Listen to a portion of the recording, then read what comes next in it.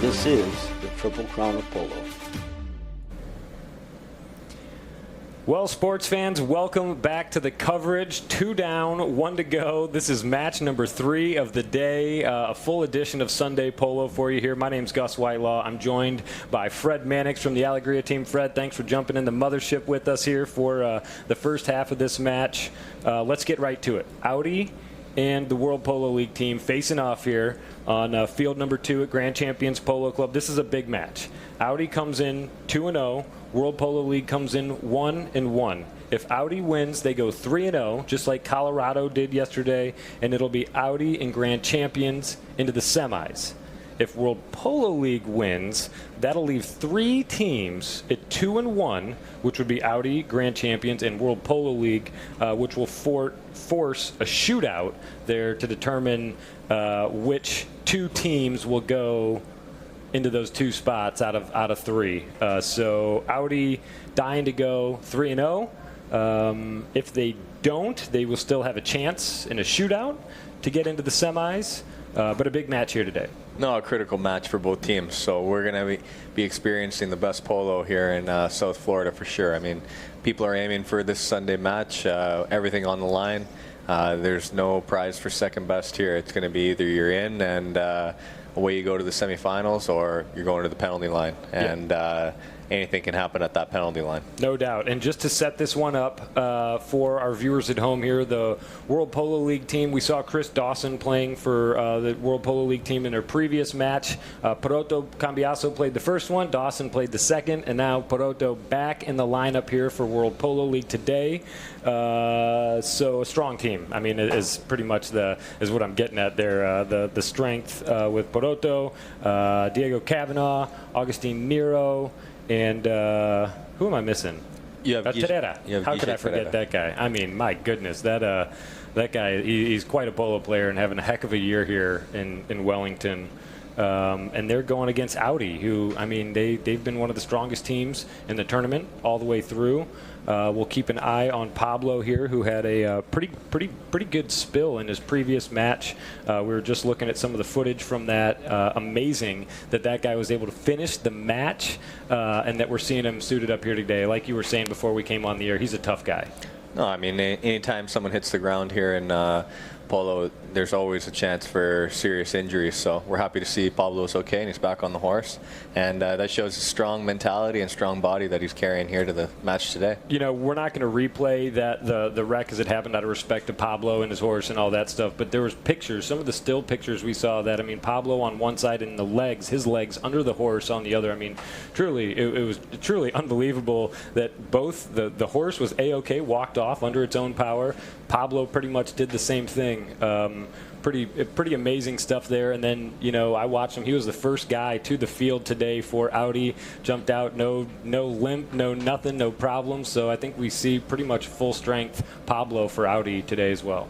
Yeah, it speaks to all the training that the players are doing today, you know, working with personal trainers, massage therapists, and no stone unturned to try and bring the top level that we're seeing today in the WPL. And, you know, just to touch on that, when we look at these tents here, I mean, you name it, as far as working on people, working on horses. There's doctors over there. There's massage, like you said, massage therapists and sports therapists and things like that, people to help these guys get warmed up and to get stretched out and to deal with maybe any aches and pains from previous matches and practices. And, I mean, it's a long season. Shoot, we've been playing polo for a couple months here just in World Polo League competition. And, you know, a lot of these players have played elsewhere before the season started, so they spend a lot of time working on their bodies, and that top physical shape is what allows players like Pablo to bounce back from wrecks like he had the other day. Completely right. I mean, that's why people are doing it.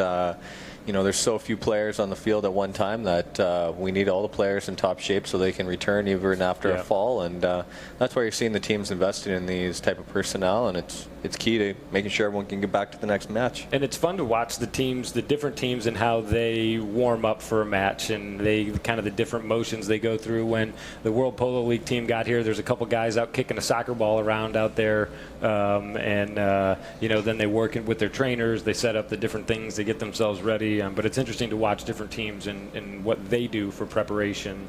You know, we had 2 matches earlier today. At 10, we had Mandarina facing off against the, who did they play? I feel like it's been so long.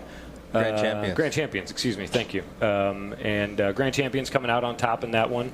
Our 1 o'clock match at Valiente was Valiente and Blackwatch there. And it was tight, man. That was a tight match. But Valiente able to come out on top there. So that secures that side of the bracket and of the semifinals. Colorado went in yesterday.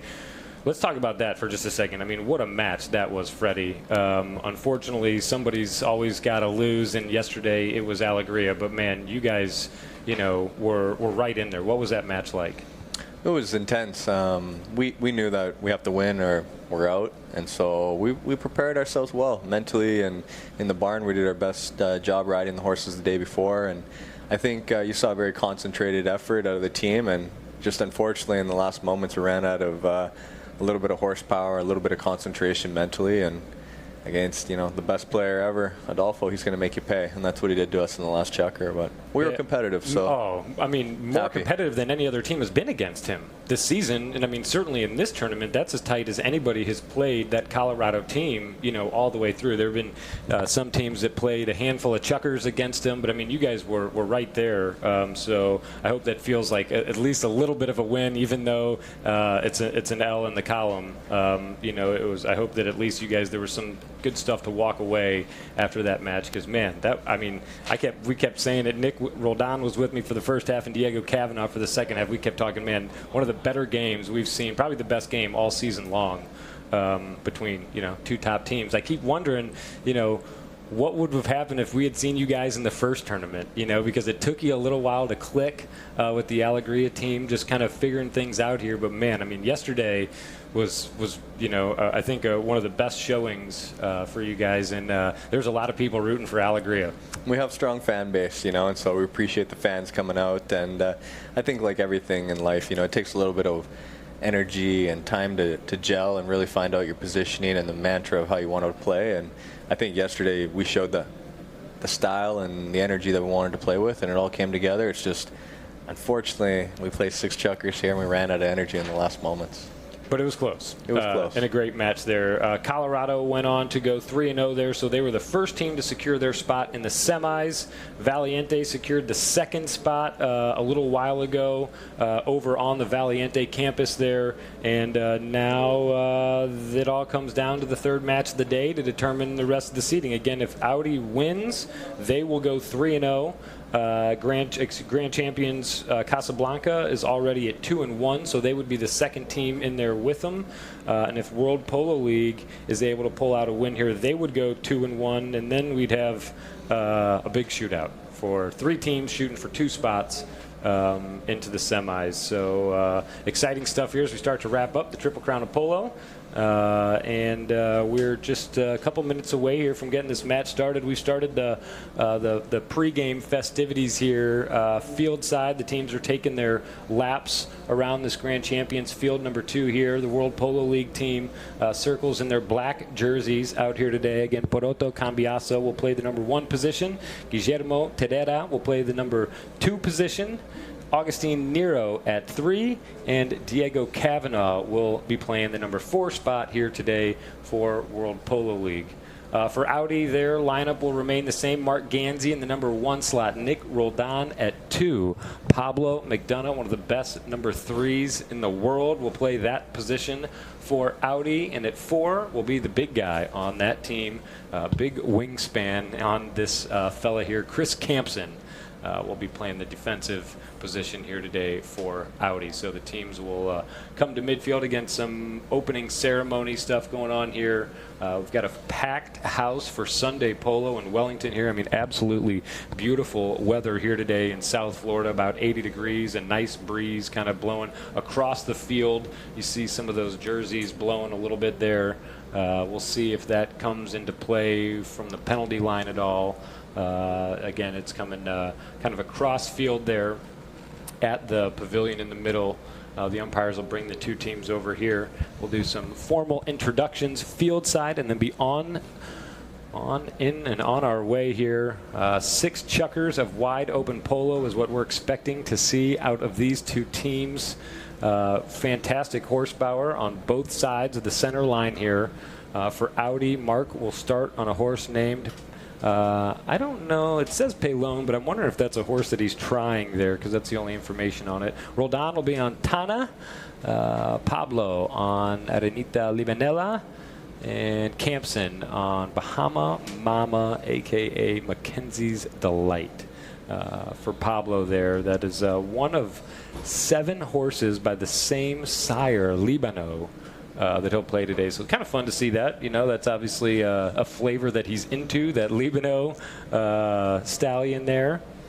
Well, Libano is one of the top stallions here in the Argentine season, brought on from the famous mare Lambada and out of Durazno. And it's been a combination that's worked very well. Obviously, that bloodline's very important, the Argentine breed, as Lambada is the mother of Cortatera, which is arguably the best horse ever. So he picked a good one. Yeah. And it's producing champion ponies for him. So that's, congratulations to Pablo and his team there at Arenita. Yeah, I mean, they again, we went through and we're kind of counting horses the other day, and 7 by the same stallion. And I mean, I think that just kind of goes to show you that it's like a lot of other things in life. When you find the right kind of recipe that you like, you stick with it. And the recipe that he likes is Libano. That's for sure.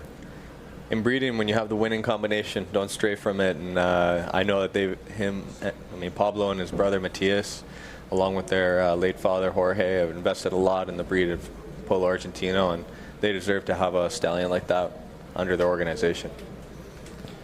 So as we look down the center line here, just about ready to start the introductions field side. We, Freddie, have the best seat in the house here, looking right down the center line. This was this production booth was it took a little while to kind of get the ball rolling here, but man, we are happy to have it as another tool we use to bring this game to our fans at home.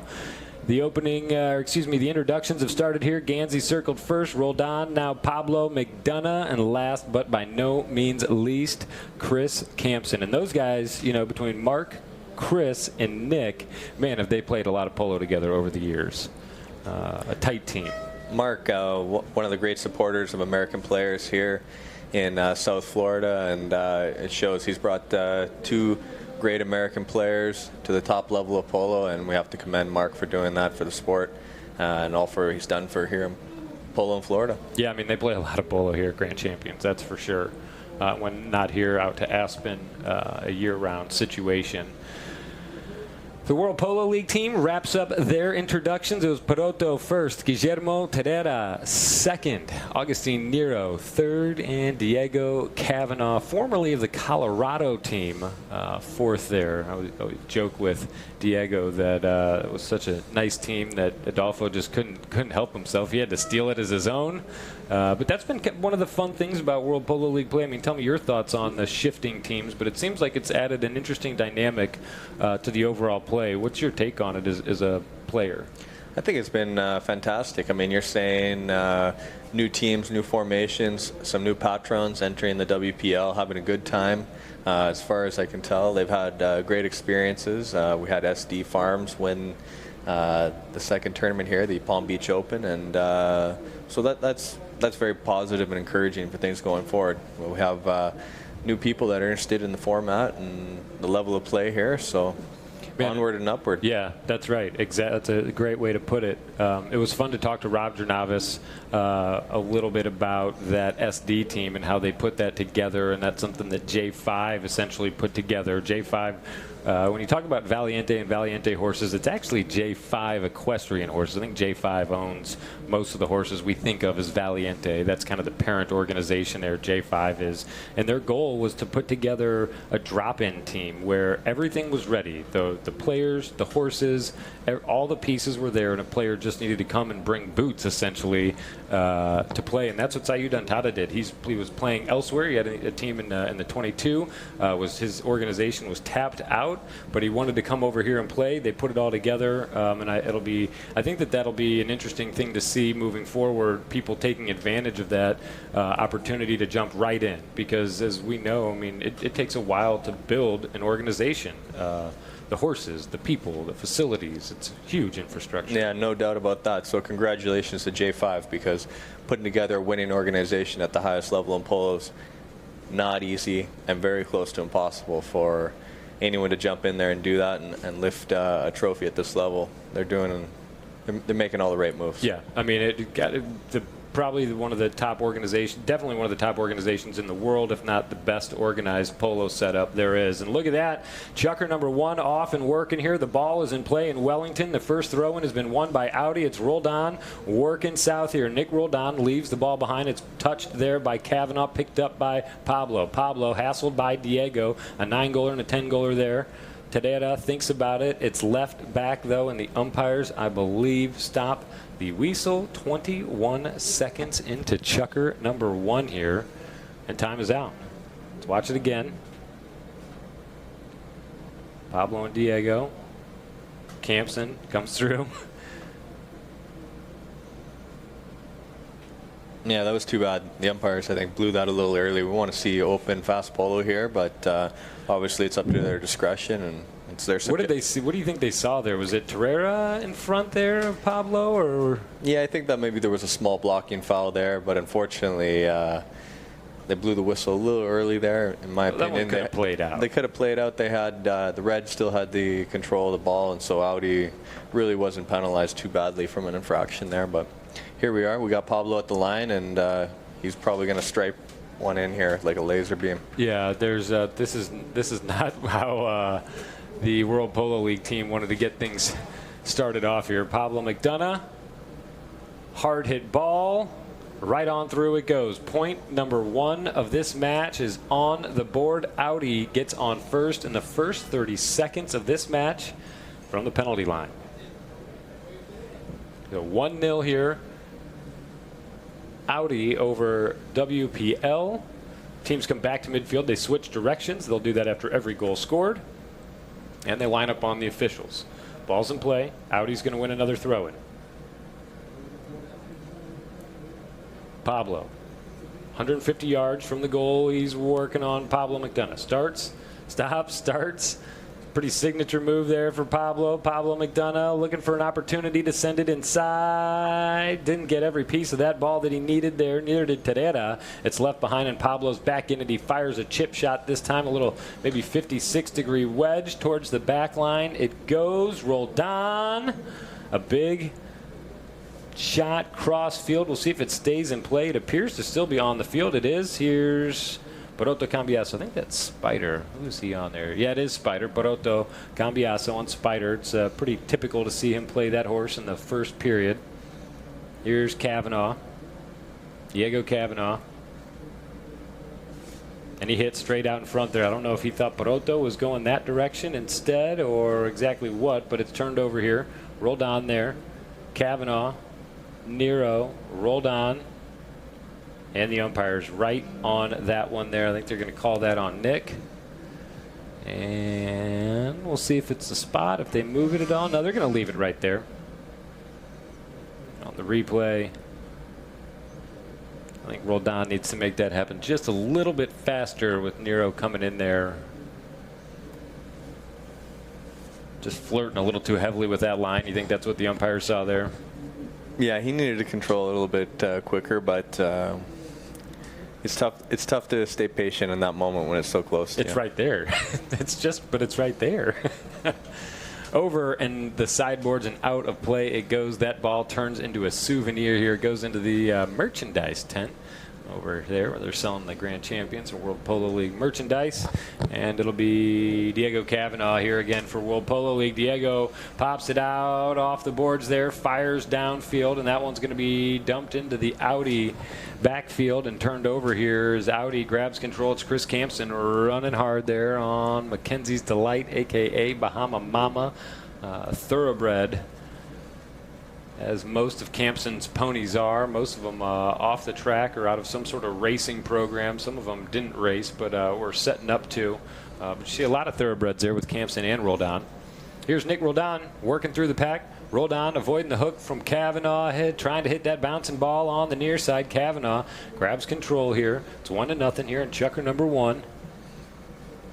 4:20 to play in the first. Kavanaugh, last man back, just inside of the Audi half of the field. He hits down the way for Augustine Nero. Nero can't get safely into the play there. Back shot by Roldan. Here's Terera, Guillermo Terera, Diego Kavanaugh trying to shoot to goal. Wide, though, of that goal it goes. And some guys moving to change ponies here. We see Roldan move to change ponies. Campson, I think, was wanting to. But they're going to need to bring this ball back into play. So the only one there for Audi that got fresh legs was Roldan. Here's Pablo McDonough. Pablo, short hit, left.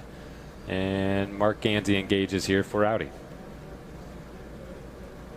Roldan trying to grab control. Poroto Cambiaso in. Back shot there by Nero. Right to Diego Kavanaugh. Kavanaugh fires cross field again. Poroto Cambiaso and Spider have some work to do here if they're going to get back to goal. This one still down in front of that Audi goal, backed by Roldan. Terera trying to grab control here. Guillermo Terera. What can Tere do?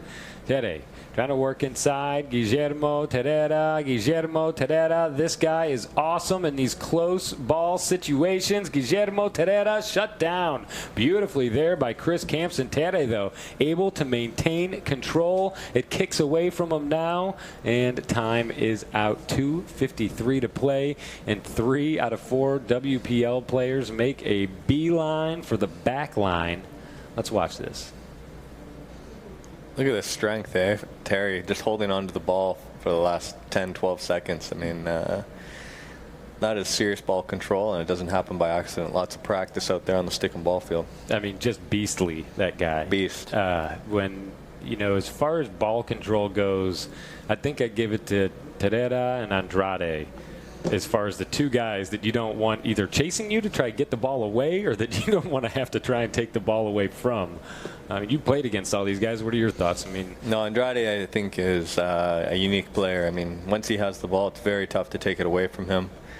He's just got the natural momentum of the horse and the speed of the ball, usually going the same speed. So even if you're trying to hook him, he's able to hang on to it and not pass over it. And look, you're just seeing here from Terera. I mean, he just, once he's got it, nobody can get it. Well, and he was controlling the ball, and also Campson's mallet. You know, as Campson comes in to try and hook him, he's trying to fend that off and grab control. I mean, it's great stuff all the way around. What a fun guy to sit with too. I was lucky to have him in the booth the other day. It was fun to kind of guy. Never really sat with him at all, and he had some great perspectives. I said, you know, the way you tap the ball through the air so often, I mean, it's amazing. Do you practice? I said, no, never. I've never practiced. It just happens. Sometimes there's not time for the ball to touch the ground. Let's see if World Polo League can get one here. Not if Audi has anything to say about it. It's Nick Roldan coming charging out of the Audi half. Nick Roldan not slowing down at midfield, letting that pony stretch out, trying to keep his eye on the ball. Nero keeping his eye on Roldan. A beautiful approach by Nick. Nero comes hard charging in there. Whoa. Oh, baby. On the ground. Oh, we need the ambulance here. Oh, man. Oh, man. We could see that one unfold there. The goal counts. Nero rides the neck down, and there people race over. The medic is on that half and going right to him. We'll pull out of it here and come back when we know more.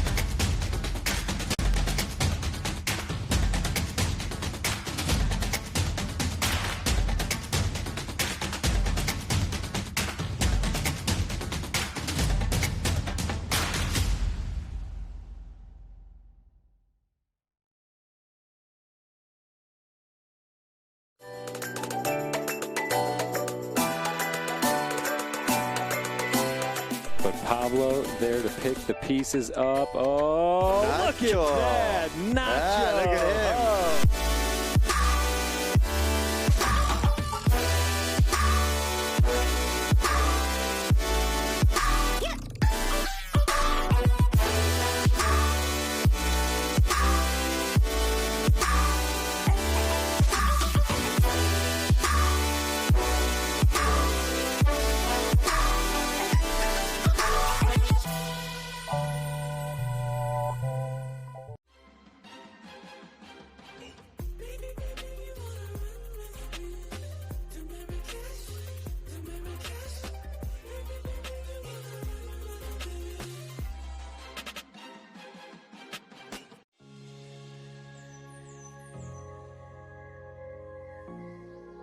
So this is the heart of American polo. The atmosphere here at Santa Rita is like family.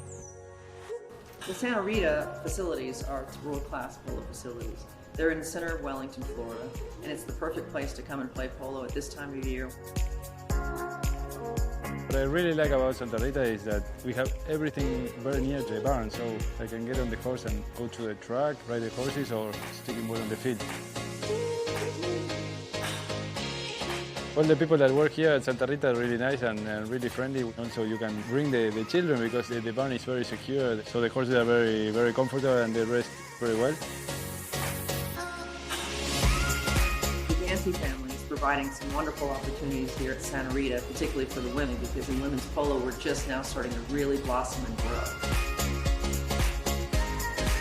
Melissa Gancy and Alina Carta have put together this league, and they're doing a fantastic job making opportunities available for women to play once a week against each other.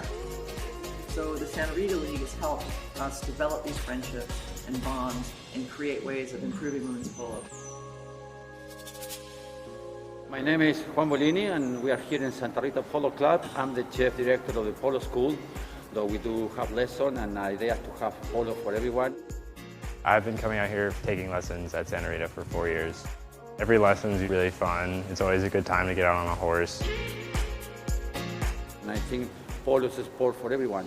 So we really have a facility for any level of polo that you want to come enjoy. So I really enjoy what we do here, and Mark and Melissa Gancy really love the game of polo, they love horses.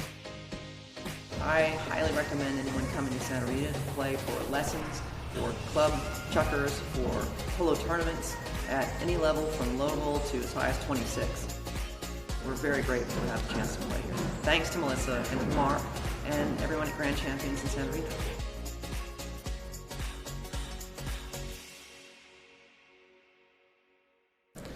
Well, we want to come back and give you all an update here. We're in injury timeout right now. We saw a flat-out run by Nick Roldan down the field. He was screaming down the field. About 190, 200-yard run that started in the World Polo League backfield. He got over midfield, was on his way to goal. Augustine Nero comes flying in there to defend. One of those situations where that pony starts heading towards the goalpost. They got in there. He got down the neck. He went off. He was down for a little while, as is the standard procedure. The umpires and everybody wants to make sure, don't move, make sure everything's okay. We have medical attention come out. He gets checked out. He comes back to his feet, walking around on the north side down there, trying to shake it off. He takes a golf cart ride back to his tent there. They're going to continue to check him out, and they've got 15 minutes from the time that injury occurs to repair or replace that player. So they got about 10 more minutes, 10 or 11 minutes here. We're going to go into an injury timeout, but we just wanted to let our fans know that Augustine is A-OK as far as the big picture is concerned. I imagine there's going to be some bumps and bruises from that one because, hey, he went from 30 miles an hour or better, probably 35 or so, to 0 pretty quickly with the goalpost and some other kind of action in there as well. Yeah, it's good that we saw him, Gus, to sit up after a few minutes and walk out on his own power. So we'll see if he can continue, but the main thing is that we can tell that he's okay. He's okay. Yep, so that's number one. We wanted to let you all at home know that. We're going to jump back into an injury timeout here when as soon as it looks like we're getting ready to come back out, we'll come back into the action. We saw all the WPL players ride over to their tent and dismount. So we know it's going to be a minute here while they make sure he's all right, or if they do need to replace him, they find a couple minutes to get that replacement rated no more than that player, equal to or no more than Augustine Nero. So we'll see what they do, if he's going to come back or if he's going to be replaced. We'll know shortly here. We are currently in a holding pattern. We're holding an injury timeout for the next 10 minutes or so, and then we'll be back to the action. At the time of the injury, there are 2 minutes and 23 seconds left to play in Chukker number 1. So 2 and change to go here in the first. We'll be back at the end of this injury timeout. This club is one of the most welcoming, friendly, but yet competitive polo clubs. We're all here for the love of the sport and the love of the lifestyle. This is the most fun you can have on a horse. We have several different levels. We play -2 to 20 goals. So if you don't have your own horse, we have club horses that you can use. The fields here are incredible. We've got 3 great grass facilities, and in the fall and the spring we can play arena. We do a bunch of events during the summer, and our idea behind that is to promote polo, is to, again, bring polo to the masses. And this past year, we hosted the Rocky Mountain Polo Festival. Every single person that I've seen at practice and tournament is just having a great time. It's a great group of people. Everybody and anybody is welcome at the Denver Polo Club.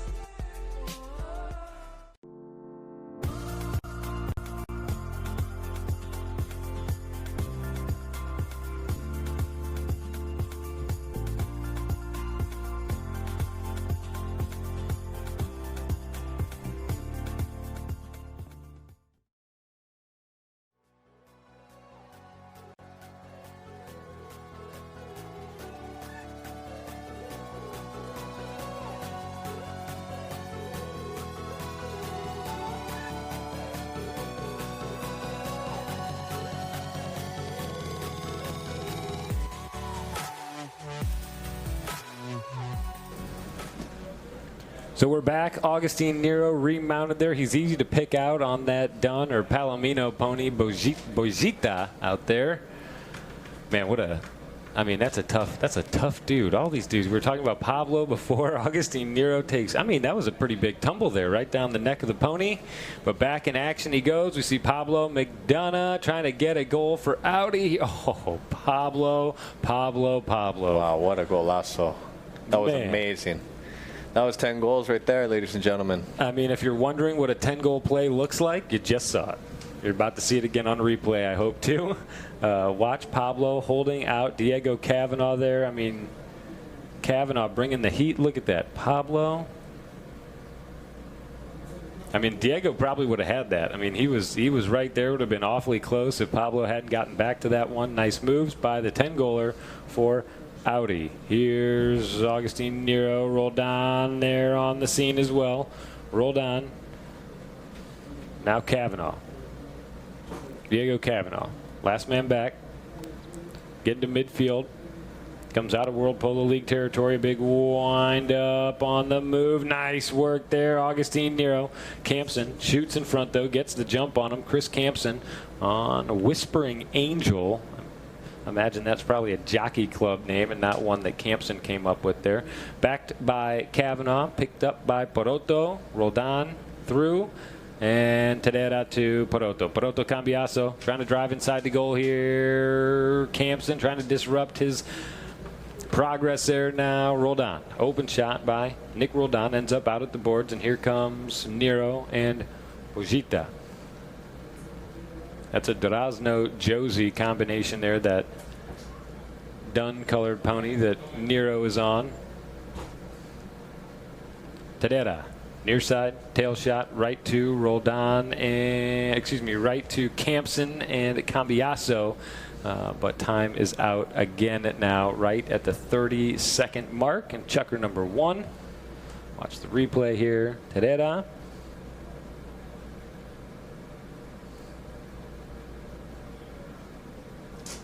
Are they going to call that on Nero there?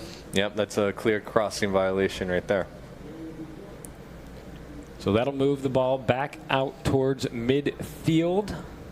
Placed on the midfield line. 150 yards from either goal. And it'll be Audi possession. Midfield. The Audi boys in red.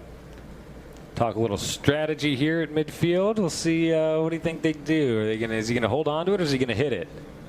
Campson's gonna hit this ball. So watch these guys, Roldan and Mark, trying to get their timing right, and Pablo looking back. Chris Campson, big wind up, lofted shot, drilled pretty well down the middle. It's going to need help to get to goal. Mark Ganzi there on the near side. Turn back by Kavanaugh. Here comes Roldan. Roldan whistled, I believe, and that will take us out of Chukker number 1. At the end of the first, World Polo League scoreless here. 3-0 Audi on top, and Chukker number 1 all said and done. So far so good. Nice action. So far so good. Nice Sunday game here at Grand Champions Polo Club. Glad Augustine Nero is back in the saddle there. That was pretty quick. Sat down for a couple minutes there, shook it out, and back in the saddle he comes. We'll put the first away. We'll go to a quick commercial break and be back for the start of Chukker number 2. Don't go anywhere. We will be right back.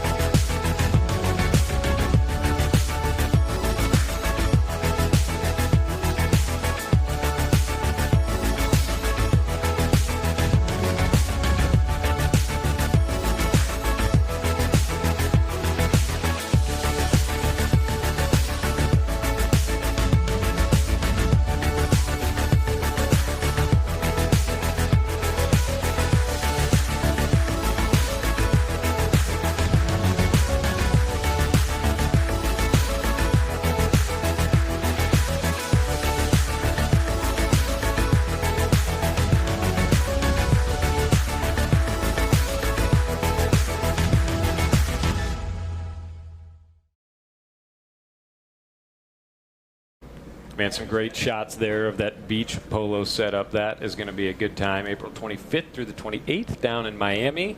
If you like to watch polo, it'll be a good time. If you like to party on the beach, it'll be a good time. If you like to party on the beach while watching polo, that's a ticket. 10-goal combination right there.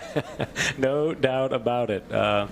Back here at Grand Champions, we take a look at our stadium, and what a great setup here. We've got a packed sideline here today. The pavilion full in the middle here, a great addition to the viewing options here to have that grandstand this World Polo League season here at Grand Champions. Teams preparing to come back out here for the start of Chukker number 2. If Audi is able to pull off a win here today, our semi-finalists for that bracket will be Audi and Grand Champions Polo Club, father and son, both in it on that side, and father and son both in it on the other side as well, with Colorado and Valiente in the semis there. So an opportunity for a pair of father and son combinations could be kind of cool. Well, that's the story of polo right there, though. Family sport, brought up through the generations, the father teaching the son how to play and bringing everyone full circle. So here we are, we're at the highest level played in America, and we got two families very supportive of the sport of polo, and deservingly so, looking like they're headed both to the semifinals. It's you know, people friends of mine ask a lot, oh, can we bring our, should we bring our kids to the polo game, or what's the setup? Is it okay to bring? Man, there is not a better family sport than the sport of polo. From a spectator standpoint, I mean, family friendly on all accounts, and within the game, there's a lot of family that plays. And talking with Adolfo these days, he said that's one of his biggest joys is being able to play with his son and daughter out there. We see those guys, the World Polo League team, taking a little bit of time to come back out onto the playing surface here. Audi assembled at midfield. A couple of the grounds crew guys just taking every minute that they can to stomp divots out here. A great looking field. And Grand Champions here today. 3 fantastic fields. We started at Jan Pamela, and that thing was in great shape. Valiente, always a great field. And same thing, this field really gets saved over here for, I think, Sunday. I think this is one of the only games of the week that gets played here, but they try and keep this thing in as perfect condition as possible, because as we know, the better the field, the better the polo. That's right on, Gus. I mean, you can't play high goal polo on a semi-sorted field. You need, every little detail looked at, whether it be boarded or make sure it's full-size regulation. Make sure you got the proper lines on it, and the team here at Grand Champions is doing a fantastic job of preparing this field for Sunday polo. So I'm wondering over there if they're thinking about a substitution or anything like that. Trying to take a look in that World Polo League tent to see what the hang-up is. As Audi is on the field and ready to roll, I can see Kavanaugh kind of leaning up against a tent post there. A big grouping of J5 personnel under that World Polo League tent. Yeah, I think we're going to be a minute here before we get going. Looks to me like they're bringing in a substitute player. And you have Terry here riding to the center to notify the Audi team what they're expecting to do. A lot of people watching Nero under that tent over there. He's got his helmet on right now.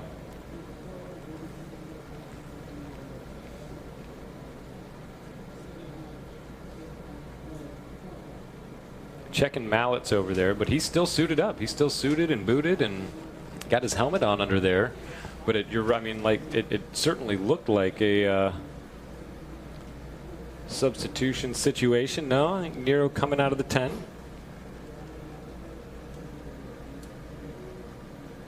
And he's going to look for a pony and come back out here. So maybe that Tade was just saying that he needed another minute or two to kind of shake off that fall down there. I mean, that was you hate to see him go down like that. I mean, the running flat out at the goalpost goes down. That horse does what it can to kind of help you out there, but his momentum just sent him right down the neck of the horse, and a tumble right to the turf. At that speed, even if you roll out of it, I mean, it's still going to leave a mark. There's no way that it couldn't leave some sort of lasting impression. Well, he's very lucky, obviously, not to be seriously hurt, because it can happen in a split second. It can happen at slow speeds, but obviously when you're going full blast down the field and you going to miss that post, the horse jukes one way, you juke the other, and you're going off at full speed. I mean, obviously you have increased opportunity there to hurt yourself. So we're glad that he's all right. It looks like he's just grabbing another horse here and should be back on the field here shortly. And I mean, just a reminder that is one of the guys that leaves nothing left in the tank. I mean, he gives 100% every time he's out there, whether, regardless of what's going to happen. I mean, like we saw there, that hard charging drive north, he knows that goalpost is close. He knows what the chances are when he goes into a play like that, but he goes. I mean, that's what, just proven that these guys give it 100%. They're gladiators, all of you. I say these guys, but you're one of them. I need to include you in that. And you can see those guys, the Audi guys, saying, hey, man, no problem. On wait in a second here. We see a little bit of a powwow going on there. The two officials talking with the commissioner of the World Polo League there, Dale Smickless. Not exactly sure what that discussion was about. I don't even have any speculation.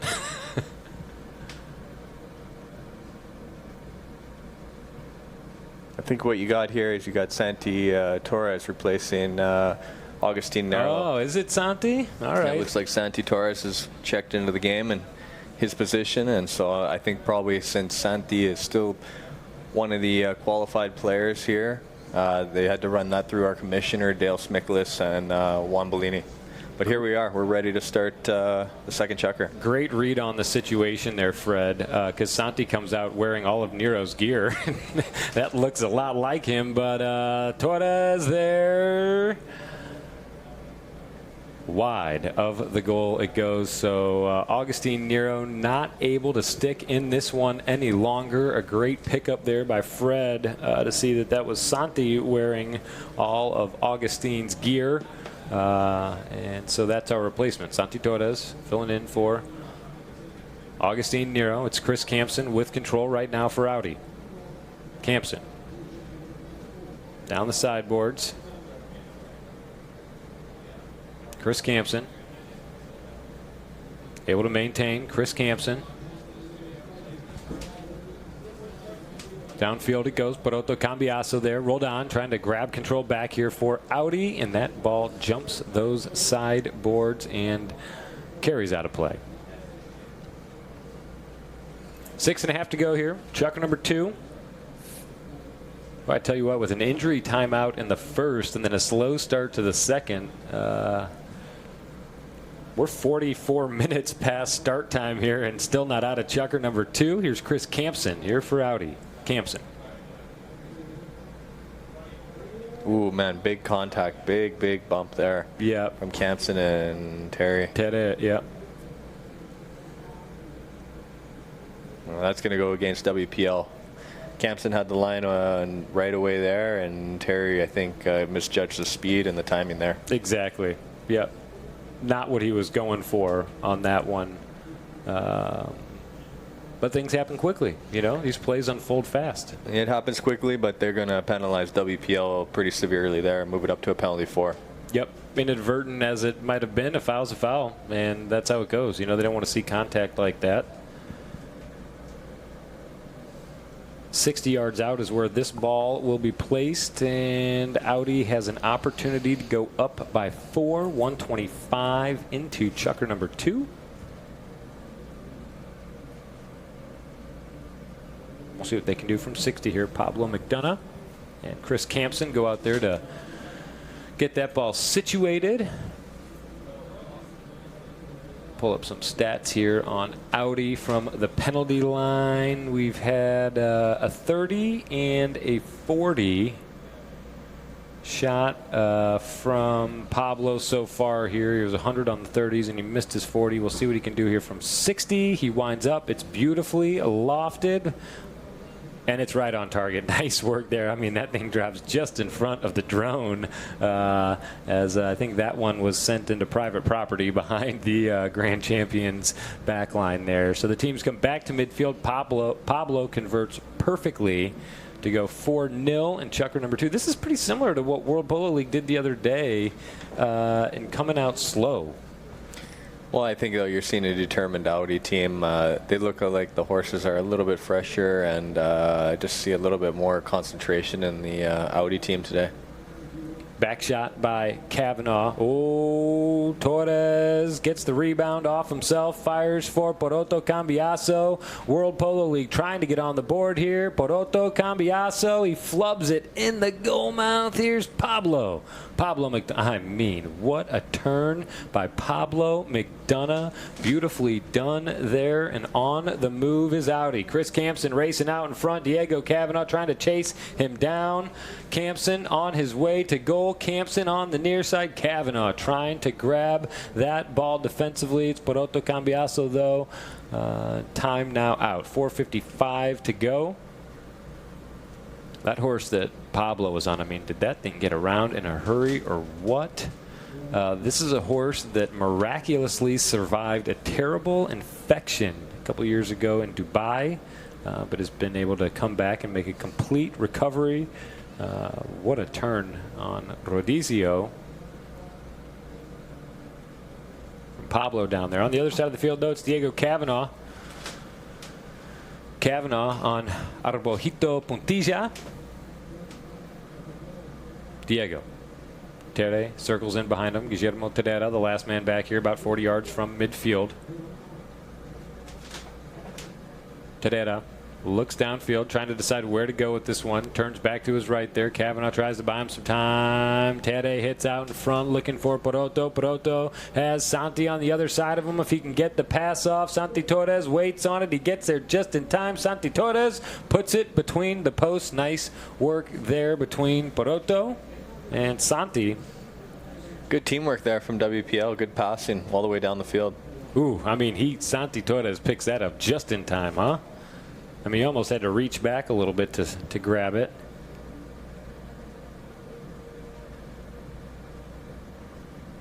What do you think? Pablo's looking for a foul there. Did that look like enough of a foul to you, or do you think he's clean in front? I'm going to side with the umpires on that one and say I think he had enough space, and in the spirit of creating open polo, not enough danger for a whistle. No danger. Yeah.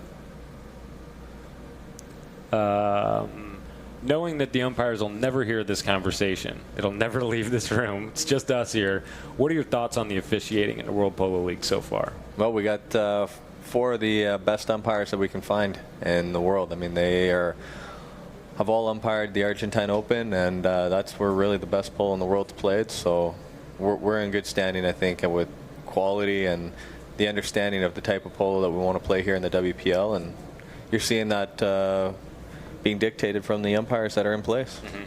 It's pretty happy with it. I'm pretty happy with it, although I got to say today, a lot of fouls, a little bit sticky.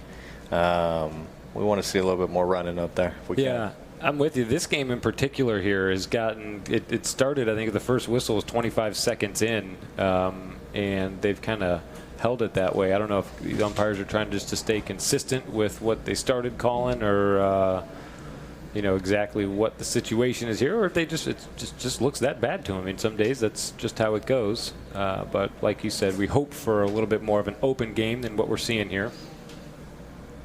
It's Chris Campson, you know, and well, we'll come back to that. Here's Pablo now. Campson leaves. Pablo hits out in front, looking for Roldan. Roldan rockets around Poroto, but can't get the timing right on mallet to ball contact. And here's the World Polo League and Guille Terera. Tere. Oh, we got another whistle here at an Audi player infringing on the line of the WPL player. 3:31 to play in Chukker number 2.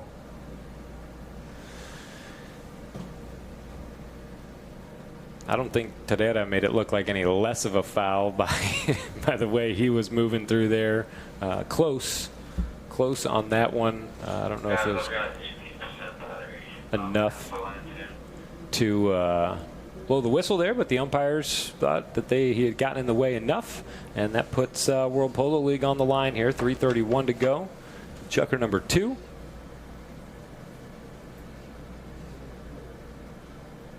Here's Cavanaugh.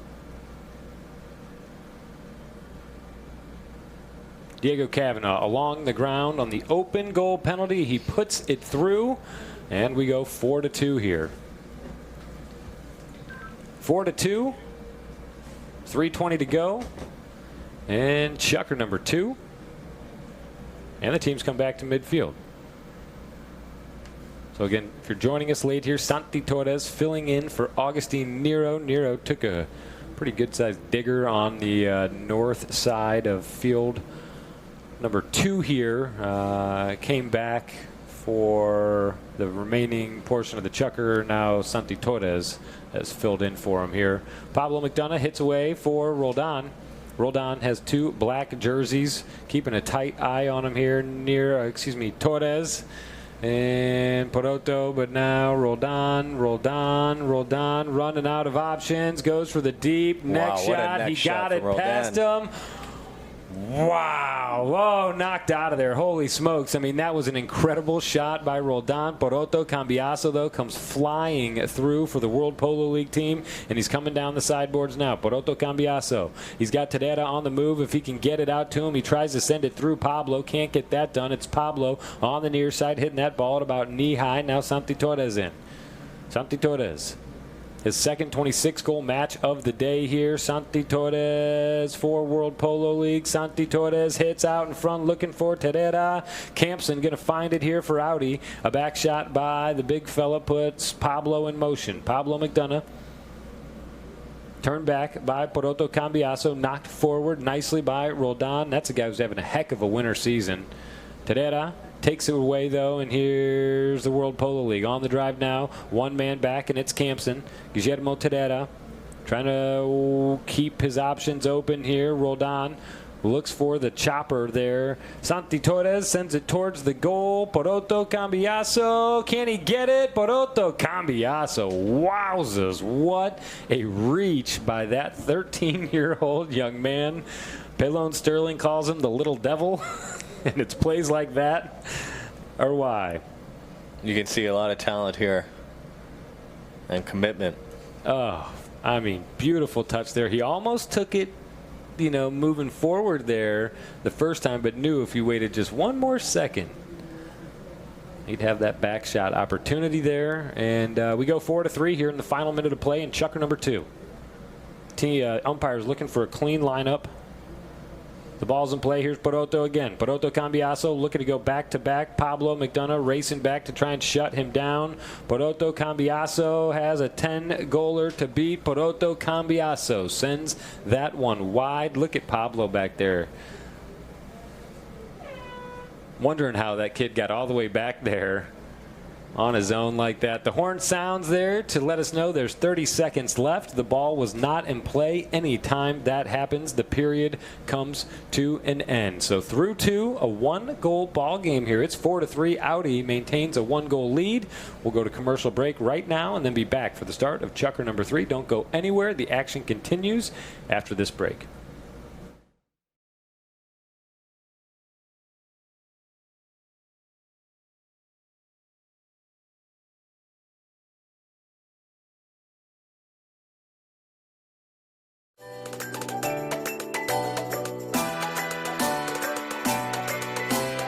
But Pablo there to pick the pieces up. Oh, look at that. Nacho. Look at him. Oh.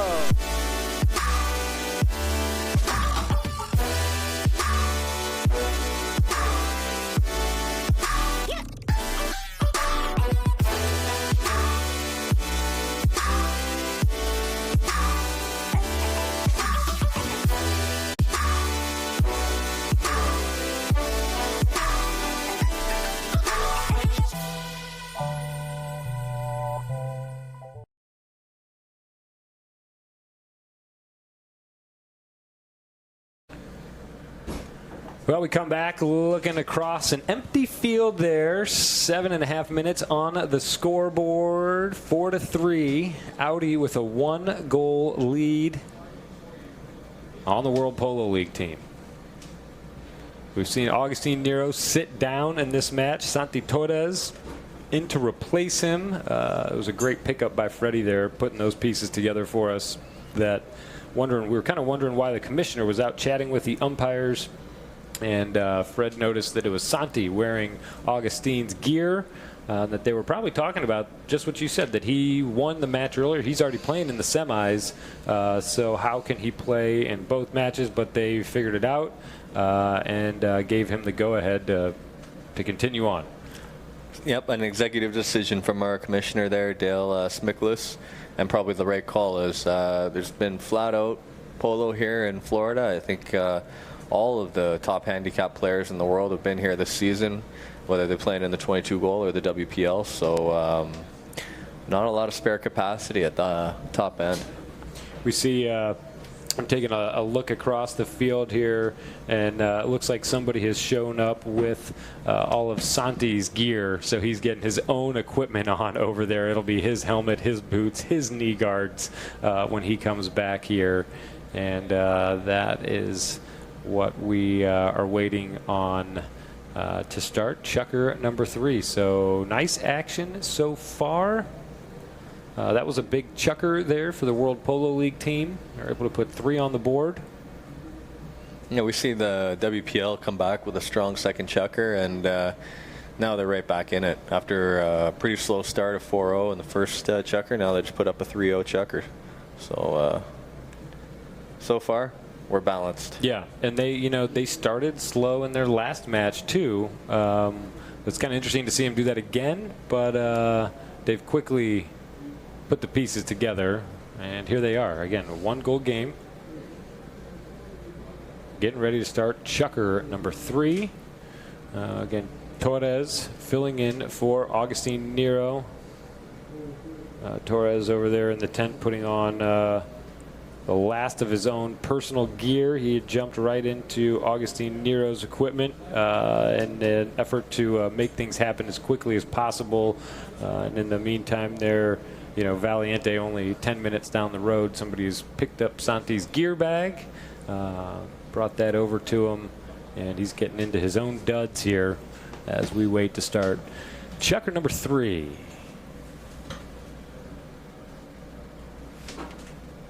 So if Audi wins this one, they'll go 3-0.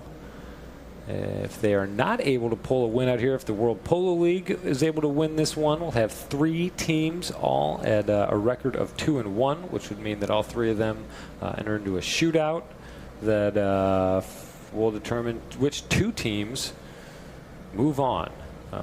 Audi hoping to not have to go and shoot out. If they lose here today, they still have a chance, though. That's the good news for them. Just as the same situation we saw in the last match with Valiente. If they won, they were in. If they lost, they were going to go into a shootout there, but they were able to win that one and secure their spot alongside Colorado. It'll be father and son in on one side of the bracket, and we're waiting to figure out who is going to be on the other. As we start chukker number 3, we I believe we'll have a knock-in down there. Is that right? I think so. Or is it a... Yeah, we're having a knock-in here from Audi to start the 3rd chukker. Yeah, here's Torres. Okay, so we see that red helmet come riding out, confirming that he's got his own gear, and here comes the boy. Here come the boys in red from the south side on the knock-in. It's Campson, Chris Campson. Now Pablo McDonough releases downfield for Roldan, and he and Poroto Cambiaso jump right into a horse race here. Nick Roldan and Poroto. Roldan playing it nicely down the near side. Nick Roldan on Botella. Nick Roldan the near side wide of the goal over the back line, out of play. Poroto Cambiaso trying to chase him down on a horse named Nut. Incredible pickup from Nick Roldan, one of the strongest and most talented players in the WPL. I mean, what a year he's having. He's just playing lights out polo, coming off a great seasons in Argentina and England. And that year-round play, I mean, you can see it on him. Top player, one of the top players in the world, and he showed it this year in Argentina, in England, and he's showing it this season here in the WPL. Fred, how important is it to play in Argentina as a player that, is trying to, do what Nick is doing here and play at the highest levels of the sport? How important is it to, you hear people talk about the importance of playing in Argentina. What are your thoughts on that? Well, let's get into that once we have a break and play. Right now we got That'll be too long. Right now we got Diego Cavanaugh on the ball.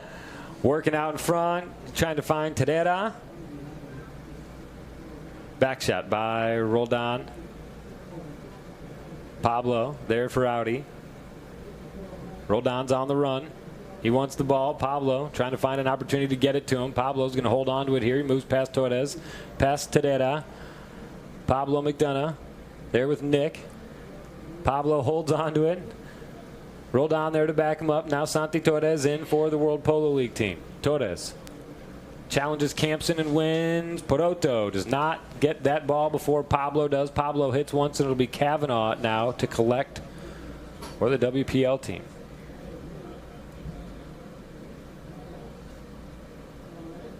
A battle through the midfield here. Cavanaugh, now Roldan. Roldan trying to chop it back. The ball jumps his mallet. Kavanaugh moves over, tries to make contact there. Tadera helps him out. And time is now out. 5:10 to play in the half. So what do you think as far as playing internationally goes? What does that do to a player's game to go to Argentina and play down there?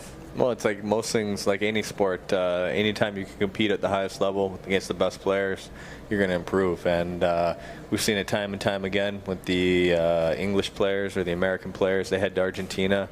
They come back. They're sharper. They're more organized. They got better horses. They get better opportunities to play at the top level. So, you know, if history is any guide, you know, the future really depends on the American players to go down to Argentina and improve their skills. And, you know, maybe they start playing the Metro Alto and then make it to the camera and then try and qualify. And, you know, everything is a natural progression. But you've seen Nick Roldan last year. He played amazingly well for Abu Dhabi.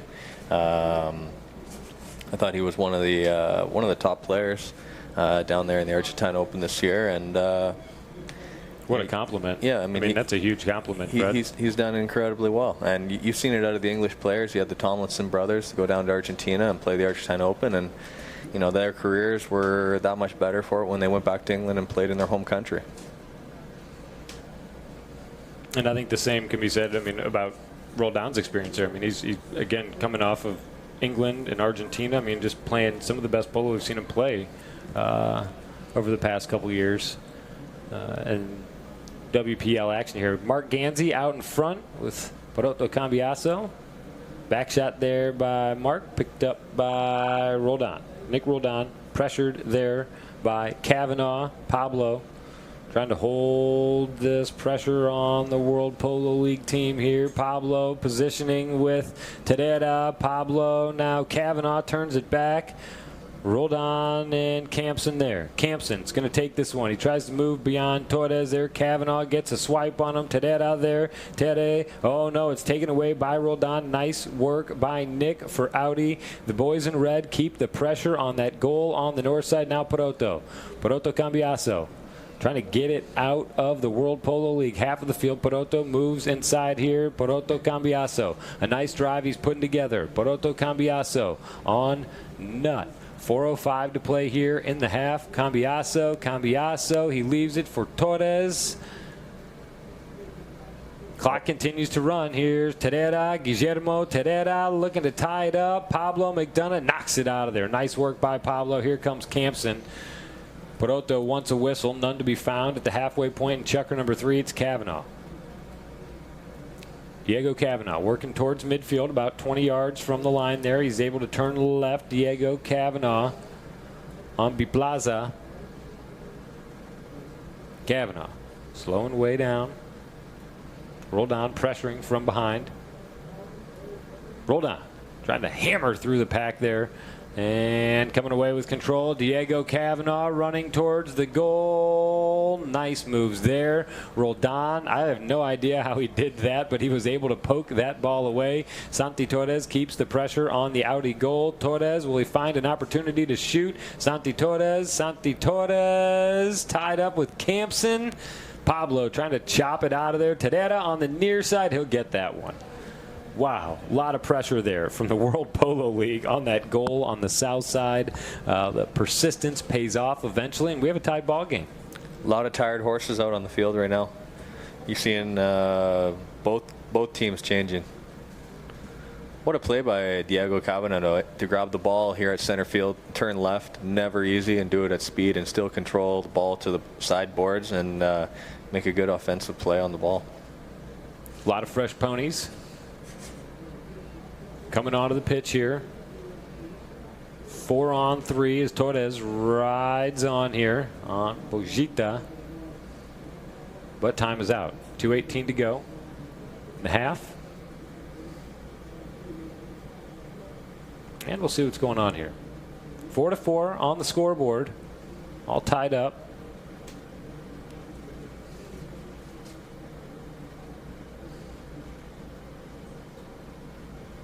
What do you see, Fred? You gonna let gonna let him change? I don't think they're going to let him change, but it seems to be that they dropped the ball here for the WPL. kind of a cheap foul out of the lineup, but a foul nonetheless. So yep, they still blew the whistle. WPL's got the ball. So those guys will take their time as Tedera makes a switch. He has made that switch. He's back on the pitch, and it'll be Kavanaugh here from midfield. Diego Kavanaugh, the number 4, 9-goal player. Winds up a drilled shot through the pack there. Can Torres get on it? Santi Torres trying to beat Campson to it there. Campson chopping it out of there, and here comes Pablo with control 40 yards off his own back line. Pablo McDonough. Pablo has Diego moving out in front of him there, and Tedera coming in to put the chop on him. Ball left behind for Roldan. Roldan. McDonough. Good team play there by Audi. And here's Roldan. Nick Roldan has some room to work here. Nick Roldan trying to get around Poroto Cambiaso. Campson there trying to back him up.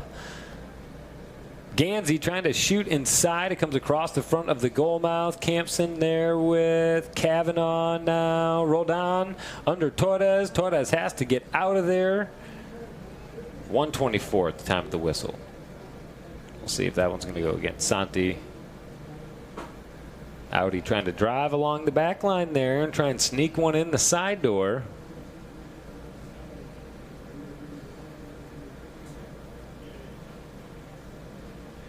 And they're going to place this one down there on the 30. So penalty opportunity here for Audi. They look to break the tie here and towards the end of Chukker number 3.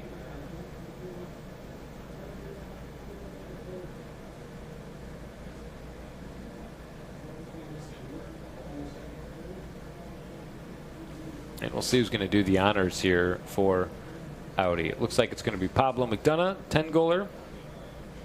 Pablo along the ground, and that one's good enough for a high flag there. They break the tie. They go 5-4 here in the final minute and change of Chukker number 3 in the first half of this Triple Crown event.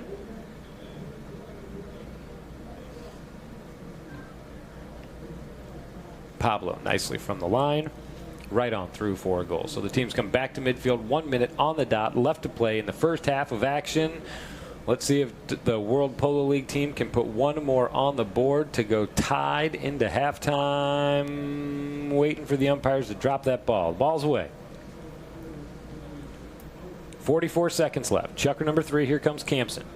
Tedera steals that ball away on the near side. Tede working both sides of the pony now.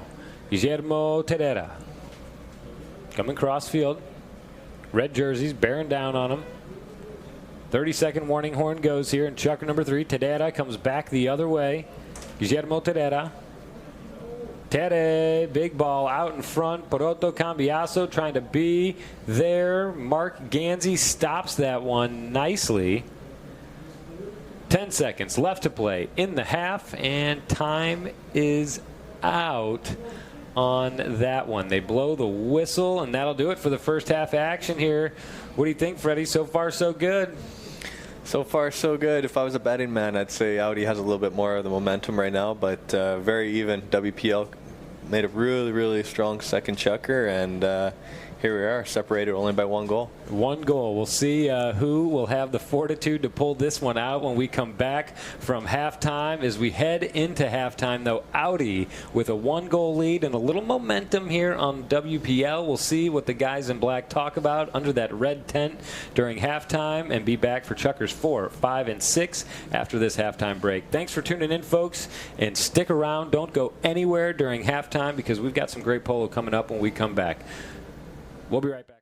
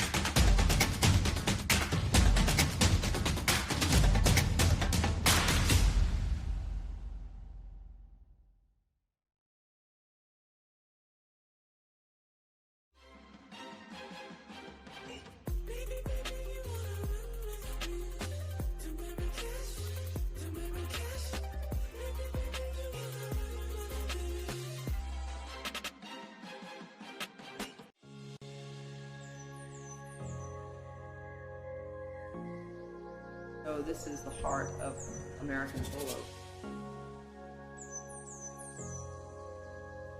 The atmosphere here at Santa Rita is like family.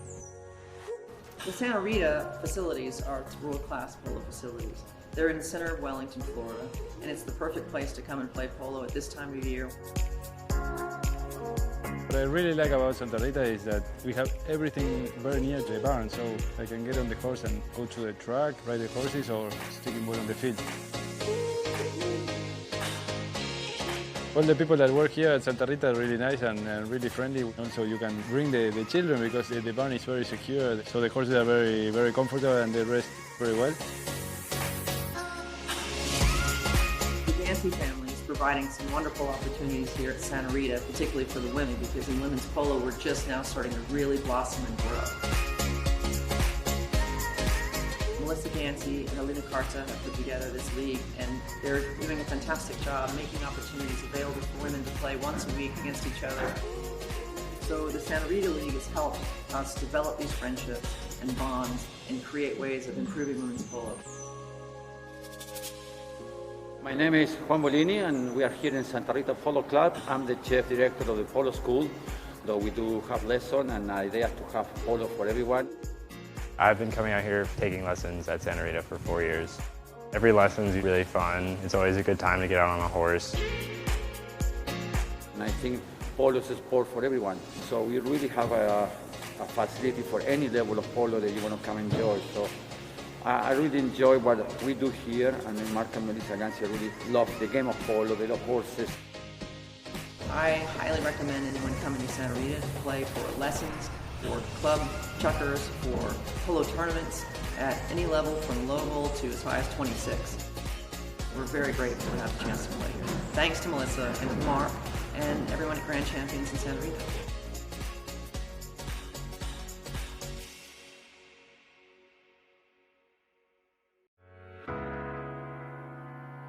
This club is one of the most welcoming, friendly, but yet competitive polo clubs. We're all here for the love of the sport and the love of the lifestyle. This is the most fun you can have on a horse. We have several different levels. We play -2 to 20 goals. So if you don't have your own horse, we have club horses that you can use. The fields here are incredible. We've got 3 great grass facilities, and in the fall and the spring we can play arena. We do a bunch of events during the summer, and our idea behind that is to promote polo, is to, again, bring polo to the masses. And this past year, we hosted the Rocky Mountain Polo Festival. Every single person that I've seen at practice, in tournament, is just having a great time. It's a great group of people. Everybody and anybody is welcome at the Denver Polo Club.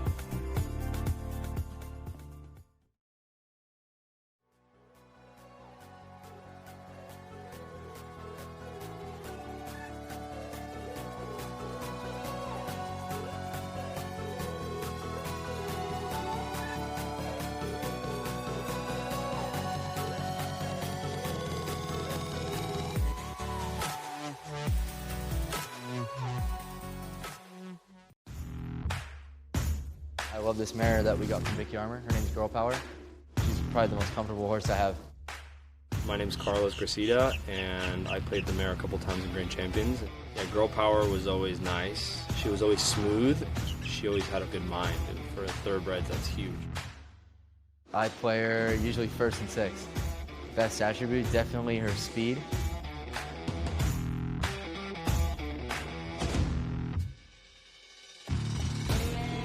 I was able to get on her and and hit a big next shot to the goal to go up by 3.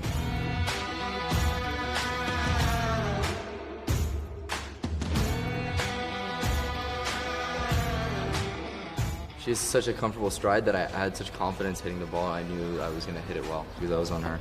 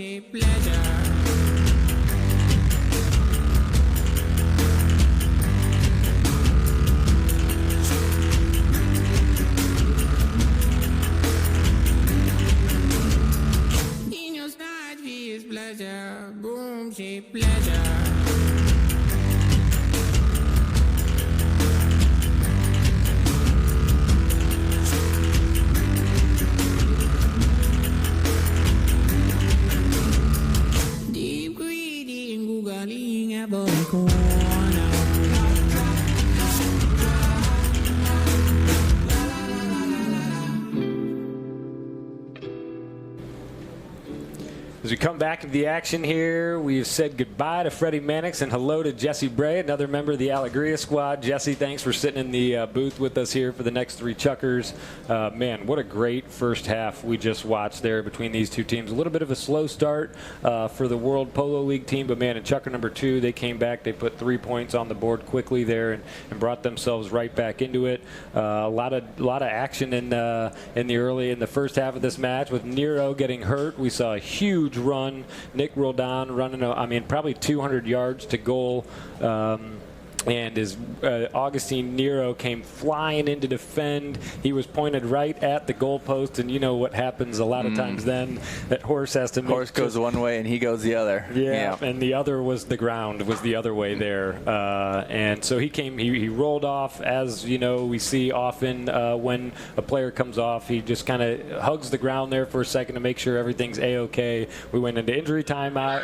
He comes back just fine. Santi Torres then fills in for him after that Chukker. He finished out that one, but Santi came back and finished out and has taken his place, I guess is what I'm trying to say here. So a little bit of a kind of interesting shift in the dynamic there for the World Polo League team in the first half, and we'll see what they're able to do here for Chukkers 4, 5, and 6 against a tough Audi squad who comes in to this one 2-0, and look at that with the action rocking and rolling out there. Ball sent wide in the first 10 seconds of play here, so in Chukker number 4. So it's 5-4. Audi with a 1-goal lead over the World Polo League. And here comes the guys in black here, the World Polo League team. Back onto the playing surface here in Wellington. They start on the north side of this field, number 2 at Grand Champions Polo Club. And it's Diego Kavanaugh trying to navigate that ball downfield for the WPL team. A hard hit ball out to the left. It's going to be taken back here by Pablo McDonough. Pablo sends a ball down the sideboards there, picked up here by Guillermo Terera. Tere working away here down the sideboards on the near side. He leaves it behind and picked up there, trying to be picked up by Roldan. And I think time is out now. No, just the ball is out. It's inbounded, and here's Campson to do the honors for Audi.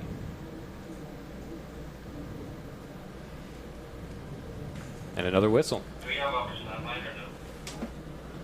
As quickly as it starts, it stops.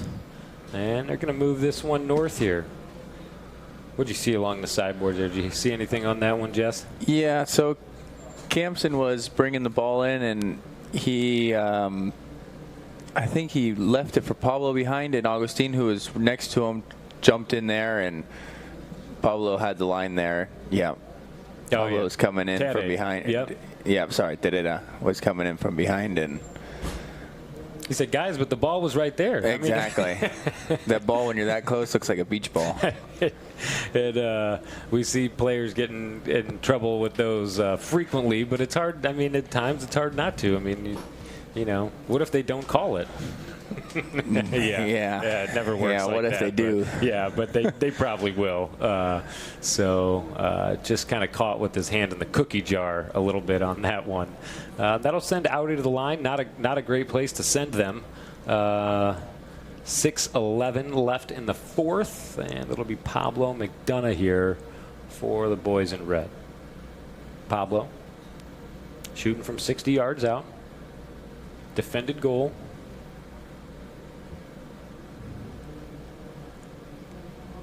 Towards the goal it goes. Will they be able to get it out of there? Poroto. Oh, look at that. Did Roldan get that one? He did. Roldan chops that one between the posts and salvages that penalty attempt there from Pablo. An important goal, that, to give them a little bit of more cushion there. Oh, man. Poroto was, I mean, just almost on that ball 2 different times there, but he wasn't, and Roldan was. Every swing of the mallet important at this level of polo. Pablo McDonough swings and fires downfield. 2 minutes in to Chukker number 4. Kavanaugh trying to stop the 10-goaler there. Pablo has that one wide. Nice defensive pressure out of Diego to force Pablo. Un poquito afuera.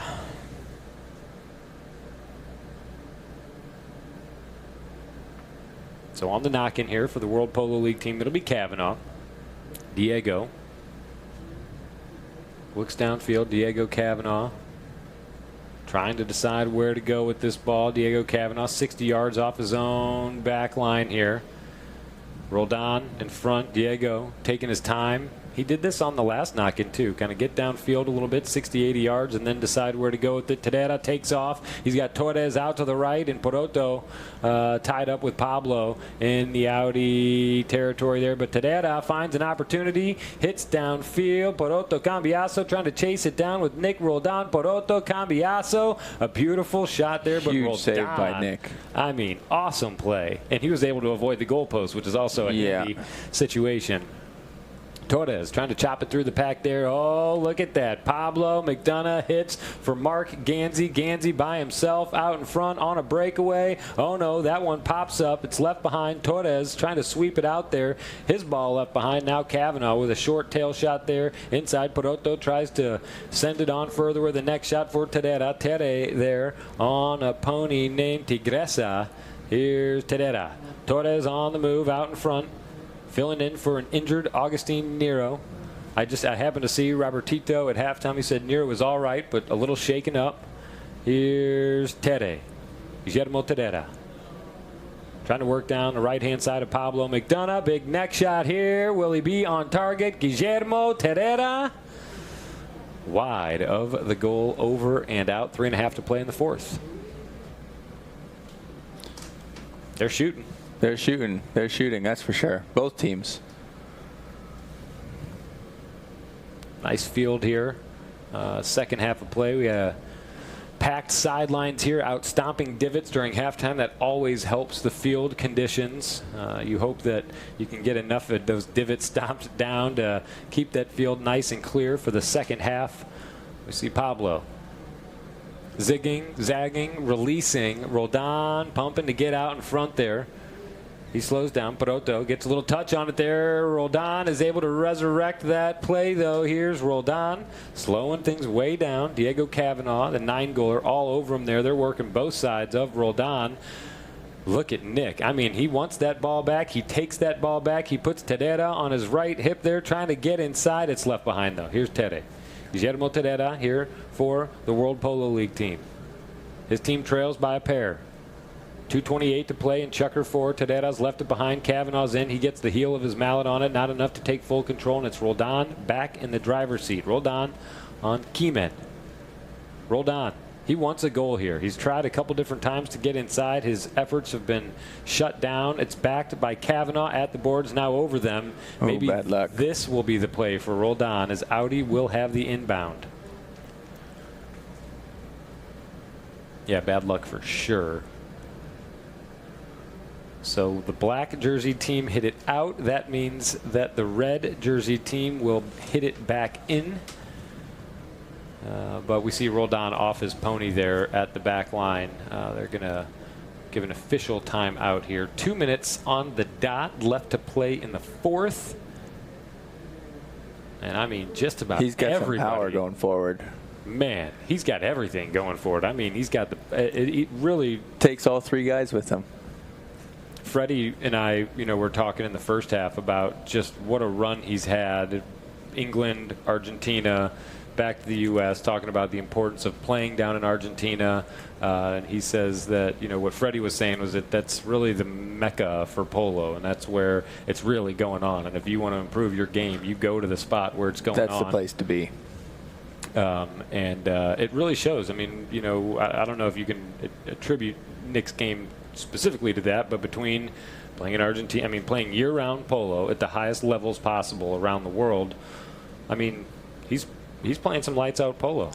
Yeah, definitely. As strong of a number 2 as you'll find just about anywhere, and great horses underneath him, powerful animals that he knows well and plays well, and he interacts with this Audi team just magically.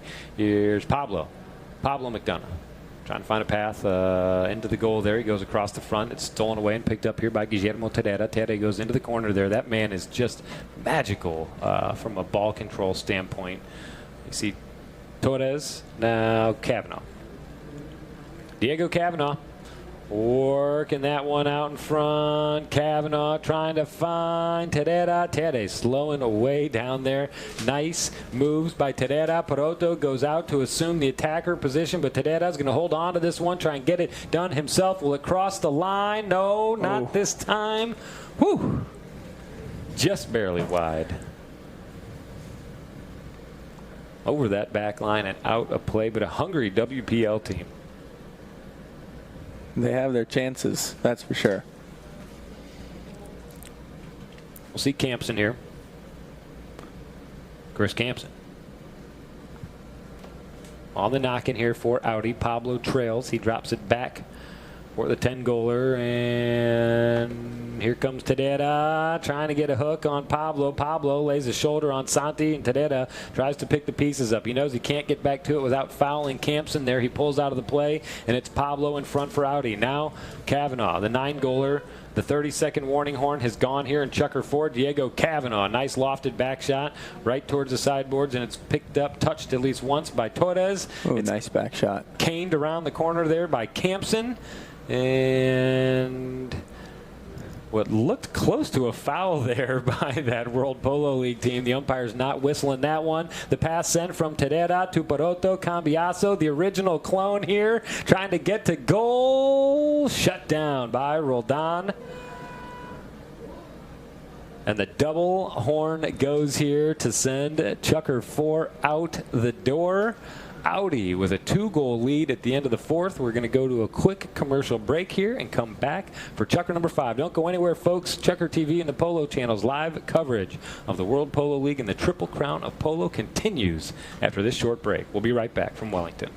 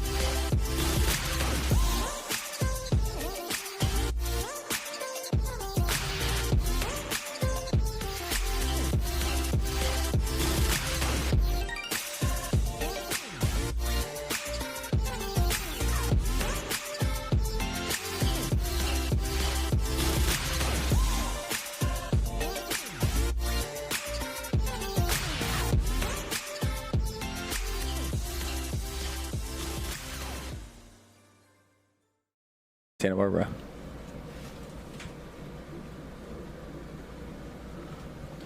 So we take a look at the Audi boys over the back line there. They are enjoying a 2-goal lead here over the World Polo League team as we look to start Chukker number 5. I was just talking to Jesse a little bit about what his plans are after the season here. Going to be playing in beach polo Man, we've seen some ads for that. That looks like a good time. Have you played in that before? I played it last year. Was my first time playing. It was a lot of fun. Man, it looks like a blast. Do you know what your team is? I'm playing with Sarah Magnus and Jason Crowder. Ooh, that's good. It's I like that. Yeah, it's going to be a lot of fun. That is going to be a lot of fun. That's going to be a lot of fun to watch. Let's see. And who else? I know Roldan and Alejandro Navija Estrada are both playing. Do you know anyone else who's sticking around? I don't know the teams. I assume a bunch of these guys will be staying because it's the next week right after April 28th. So. Yeah, exactly. That should be fun. Freddie and I were talking before. Is it whether you like partying on the beach in Miami, whether you like watching polo in Miami, or partying on the beach watching polo? There's something for everybody. There's something for everybody. That's for sure. It's a really fun event. So again, that's the 25th through the 28th down in Miami, and I mean it is right on the beach. The waves are crashing up against the boards there. It is as close to. I mean, it is for real beach polo. So we'll come back here on Grand Champions Field number 2. Starting on the north side, it'll be an opportunity here for World Polo League to try and put one on the board. Oh, nice. We've got some the teams here for that beach polo. The U.S. Polo ASSN will be Grant Ganzi, Juan Bellini Jr., and Lucas Lalor. The FlexJet team will be Melissa, Alejandro, and to be determined. More on that in a second. We're back into the action here. World Polo League. Can they get it done? Diego Kavanaugh shoots one towards the goal. Tadera holds off Campson, shoots inside, gets it done.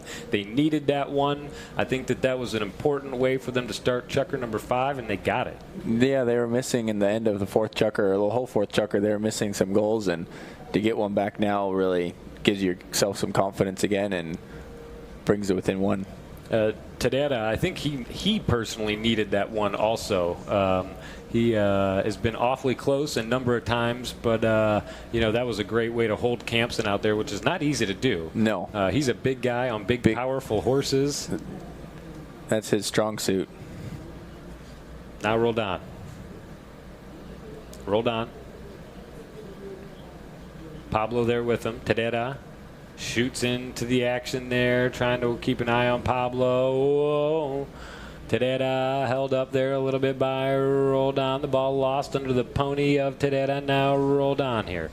Nick Roldan. Roldan. Now Pablo.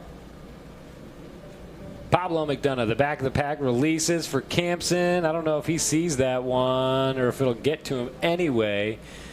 Kavanaugh, now Campson. Campson, the ball does get to him, and he knows just what to do with it. Nice goal there by the big fella. Nice patience out of Audi. Campson holding on the man there, and Mark hits him a nice pass, and that was that. Kavanaugh, I think, was looking for a hook, but realized there was nothing left to do with that mallet.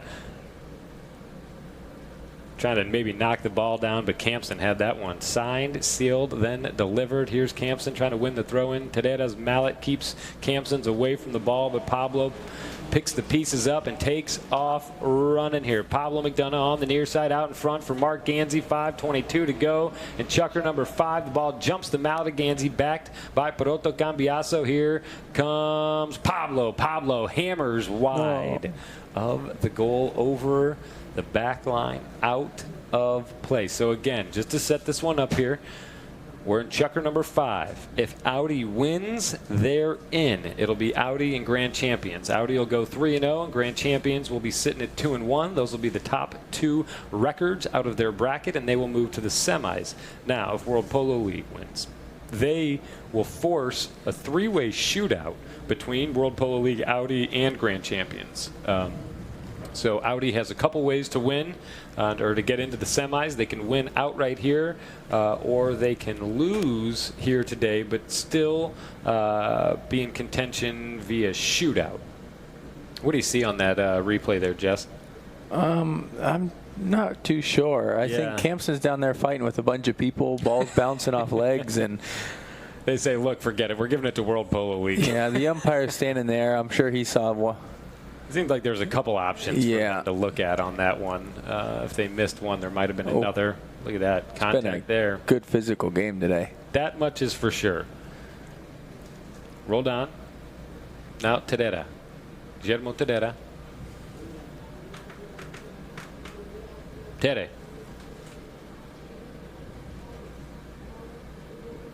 Torres. Santi Torres trying to pick the pace up there as Roldan comes bearing down on the line there. He forces Torres to leave it behind. Here's Guillermo Terera. Man, I'm surprised he didn't just shoot it from there as well as that guy hits the ball. By Pablo. Pablo. I mean, that's why it's important to take those shots or to hit it when you can, because especially with a guy like Pablo coming to meet the play. It seems like in its entirety, in the entirety of the World Polo League play this year, that has been a resounding theme, that hit it when you can because they're coming in hot. Yeah. Nice work there by Pablo.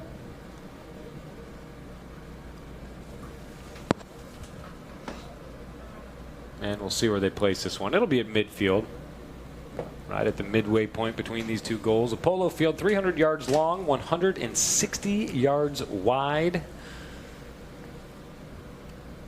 Goalpost centered, the goals centered on the back line there in the post, 8 yards apart. You see Pablo and Campson talking a little strategy here at midfield. Campson's probably telling him, I'm just going to put it in from here. I'm just going to sink it, yeah. Yeah, you can stay here, Pablo, yeah, for the throw. Yeah, whatever you got to do. Yeah. I love it. I'd love to see him give it a whack. He tried that in the first half and it went wide, but he had the distance, that's for sure. Just a little off target, but man, awfully close. Fun to see those big hits when the guys do start shooting from a little bit further out. Man, what a great game we saw you guys play yesterday. Tough one, as you knew it was going to be when you took the field. Anytime you play against Cambiasso, obviously a tough day, but man, you guys held them as tight as anybody's held them, absolutely in this tournament, but all season really playing against Adolfo. So hats off to the Alegria team, who, I mean, gave those guys a run for their money and really disrupted that Colorado flow a little bit. I think that's the first time they've been tested like that, and I think it shook them a little bit. I hope so. Yeah. But no, it was good. That's a really good team. So to be able to, and Adolfo, the first 3 times we played him, he beat us pretty good. So going tied to the last Chukker against him was a good improvement for us. Oh man, it was huge. I wish that you guys had one more tournament, that first one, because you all are really we missed the first tournament. That's what I'm saying. Yeah. I wish that you all had that to work together, because it took a minute for your team to click. But man, for a team that came together in the middle of January or something like that. Middle of January. Less than a month before this tournament was going to start. All things considered, I'll say a pretty great showing for the Alegria squad. Another penalty here. Man, this has been the stickiest game to date in World Polo League play here. 3:32 to go in Chukker number 5, and we're going to the penalty line again here. I feel like we've been really good with our open play just as a league, but things a little stickier here today. It's getting a little. I mean, that one was pretty clear. Yep. He fouled the second guy coming from behind, but it's getting. I mean, World Polo League, if they lose today, they go home. Yeah, that's right. So right. they don't want to end the season yet. They're going to do whatever it takes. Yeah, and I think that they're the only one who wants a win for the World Polo League team here today as far as that bracket goes, because Audi obviously does not want to see a World Polo League win. Grand Champions is in. If Audi wins, they're in. They don't have to shoot, so they're for sure. They're their biggest fans right now. Biggest fans, exactly. And they're cheering on a good one here for the Audi squad. They go up by 3 goals here to make it 8-5 in Chukker number 5. And the teams will come back to midfield. We'll see how World Polo League can respond here. We'll see if they can answer back quickly. I think this would be the time to do it. Yep, they got to get a goal here. Terera wants to win this throw-in. Terera does win this throw-in. Guillermo Terera. Roldan pressures on his way by Tede. Waits for his teammates to get in line there. Knocked out of there by Pablo McDonough. The clock continues to run even though a couple people know it doesn't. The clock has stopped. I get a little ahead of myself there. I thought that they were going to let them play out. We've got everything in here, Jesse. We've got air conditioning. We've got replay. We've got, the whole setup. We've got our horse list. The only thing we don't have is the ability to hear the whistles. Yeah. So we see a lot of whistles, but we can't hear them. So we do the best that we can. This one? You can judge by the players' reactions usually. Usually there's somebody's complaining and someone else saying finally. So yep, the things that you can't hear but you can see are what help us out here. And there, like you said, the body language normally says it all. You can tell almost what the foul was, where it's going, and how happy they are about it, just by the looks that they give and the way that they kind of form their fingers together in a fist there. Anyway, they put one through. Nice pickup there by World Polo League, and we go 8-6 here in Chukker 5, 2:43 to play out in the period.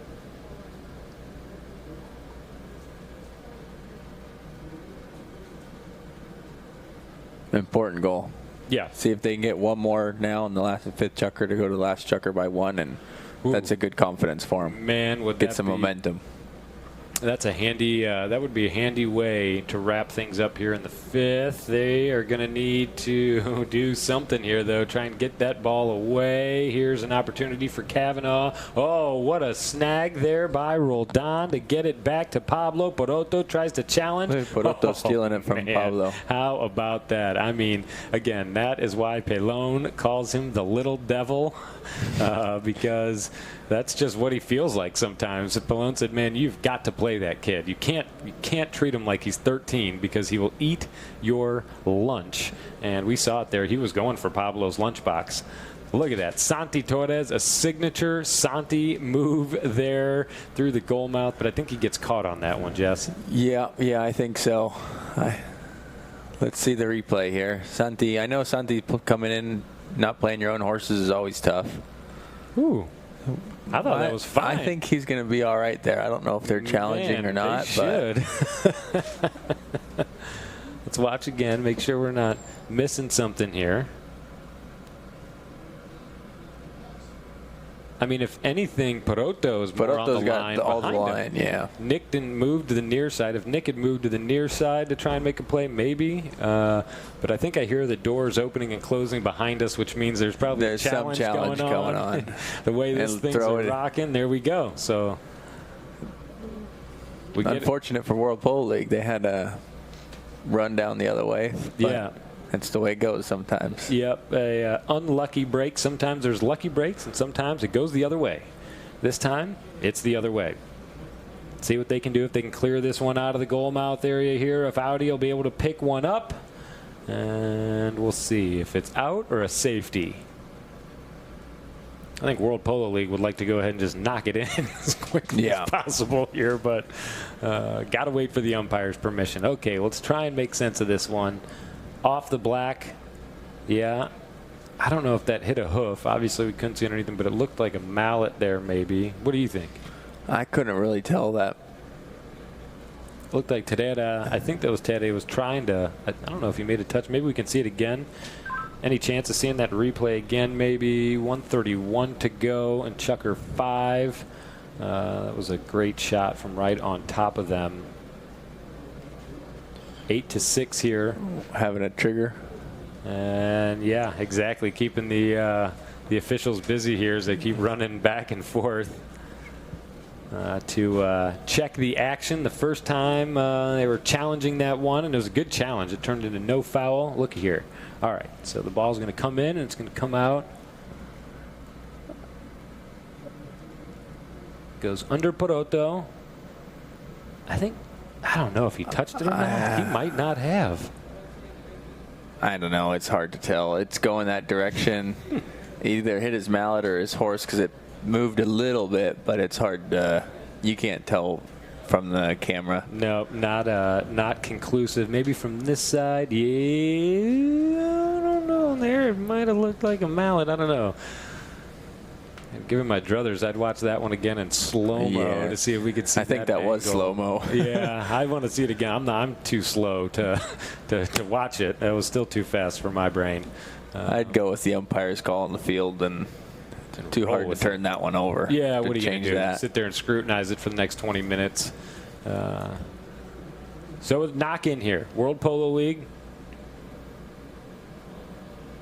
Maybe dodging a bullet there. We see Diego Kavanaugh. I think Mark might have got a bridle on the side or something.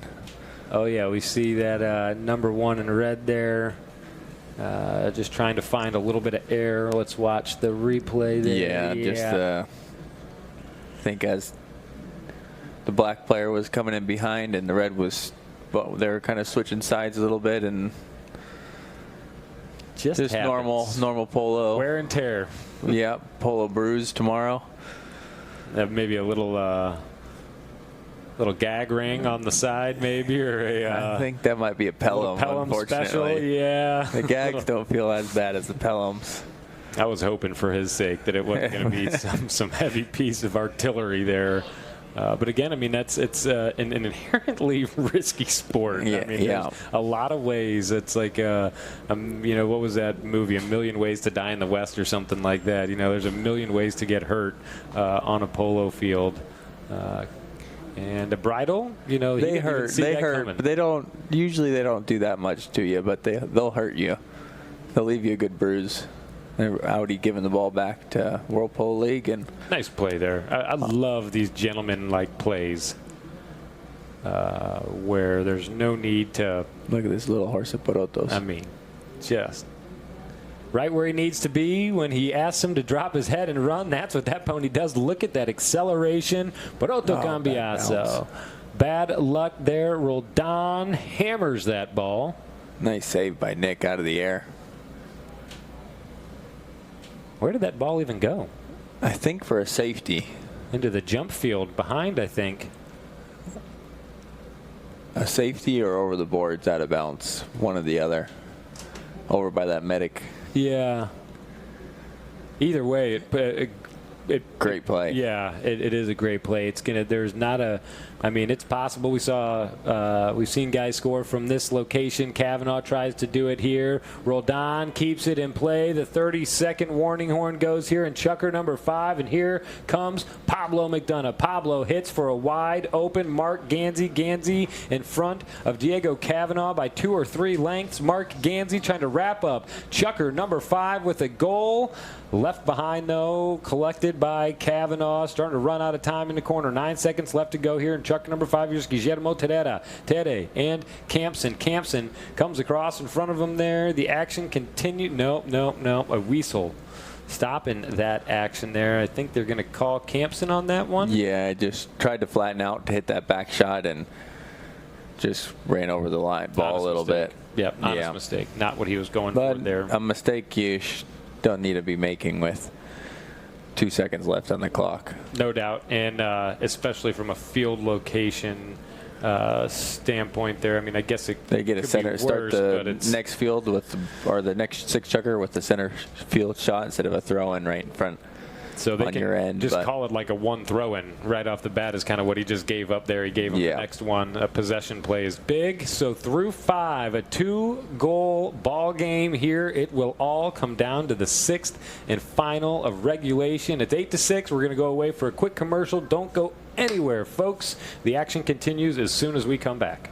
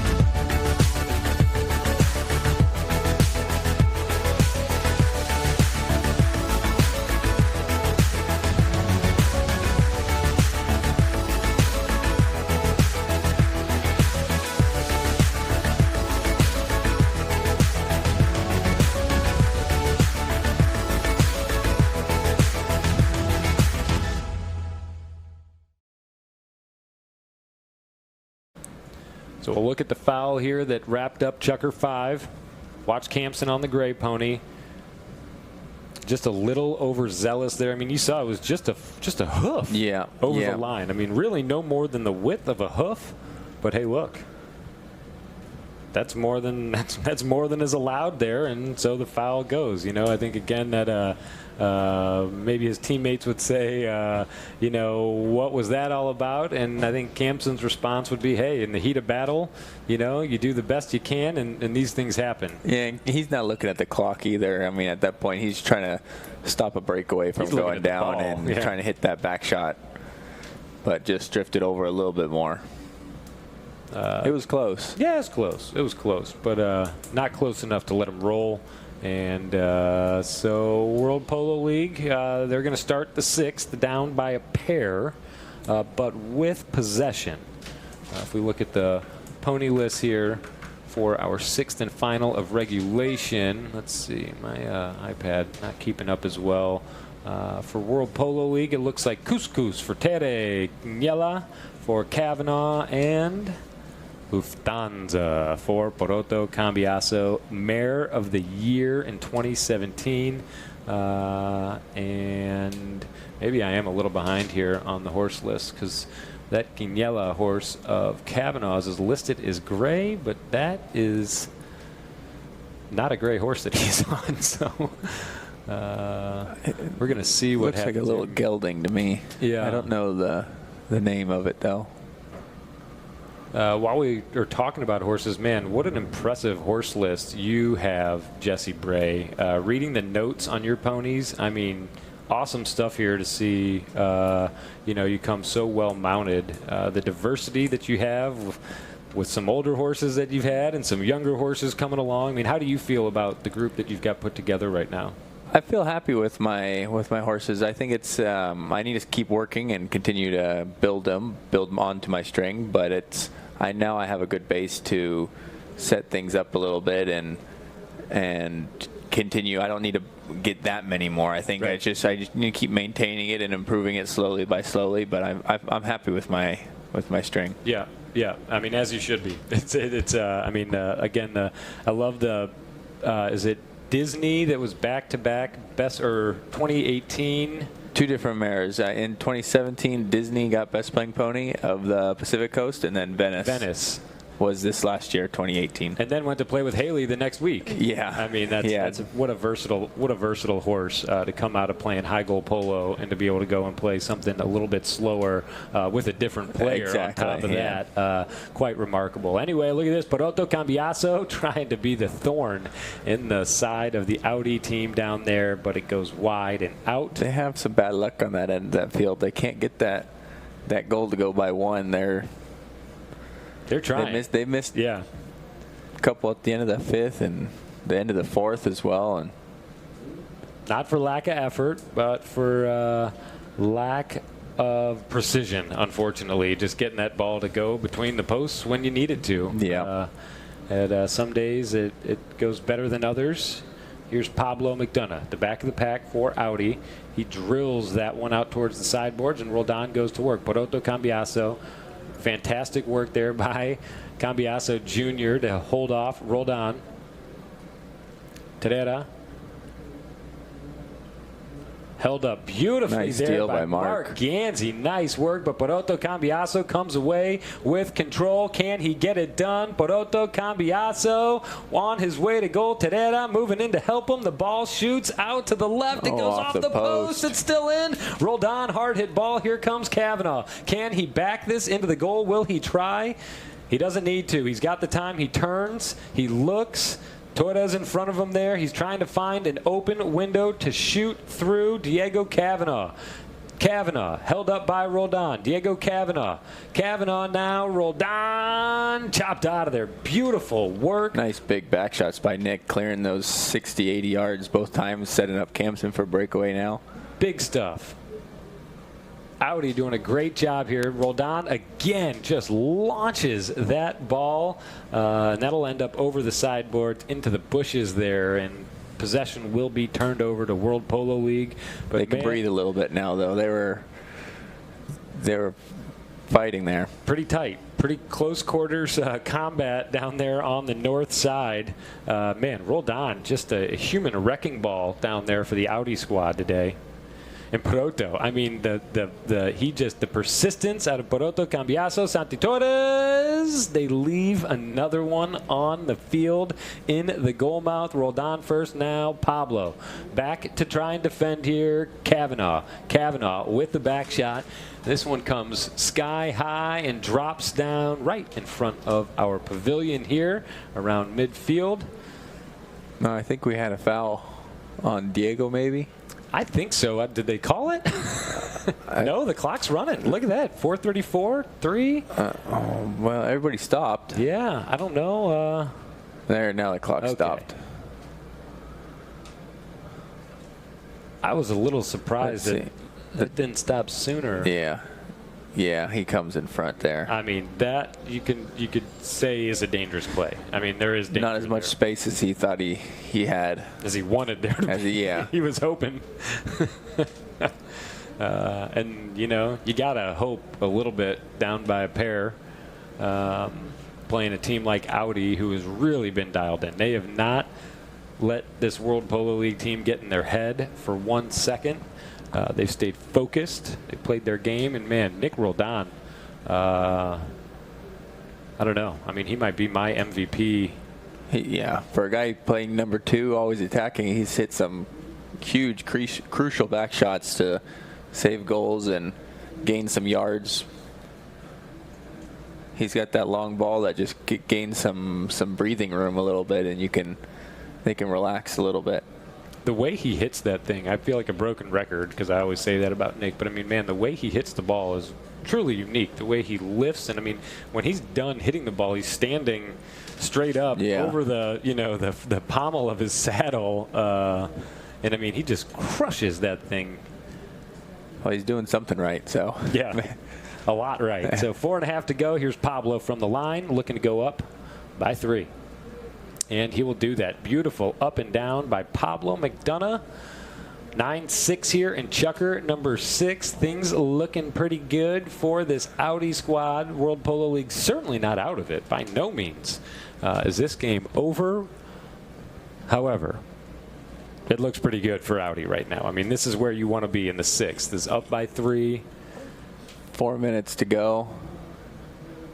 Winning a throw-in. Yeah. Campson.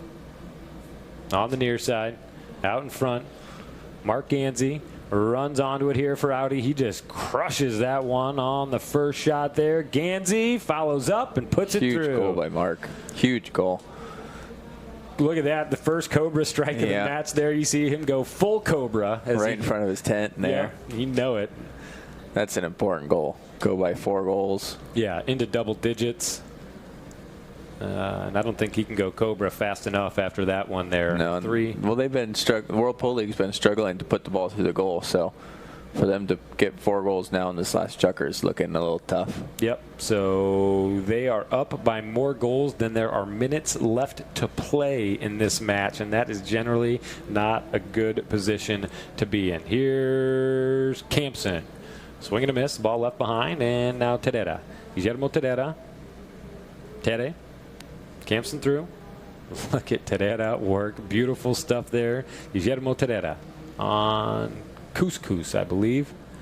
Here's Santi Torres. Torres.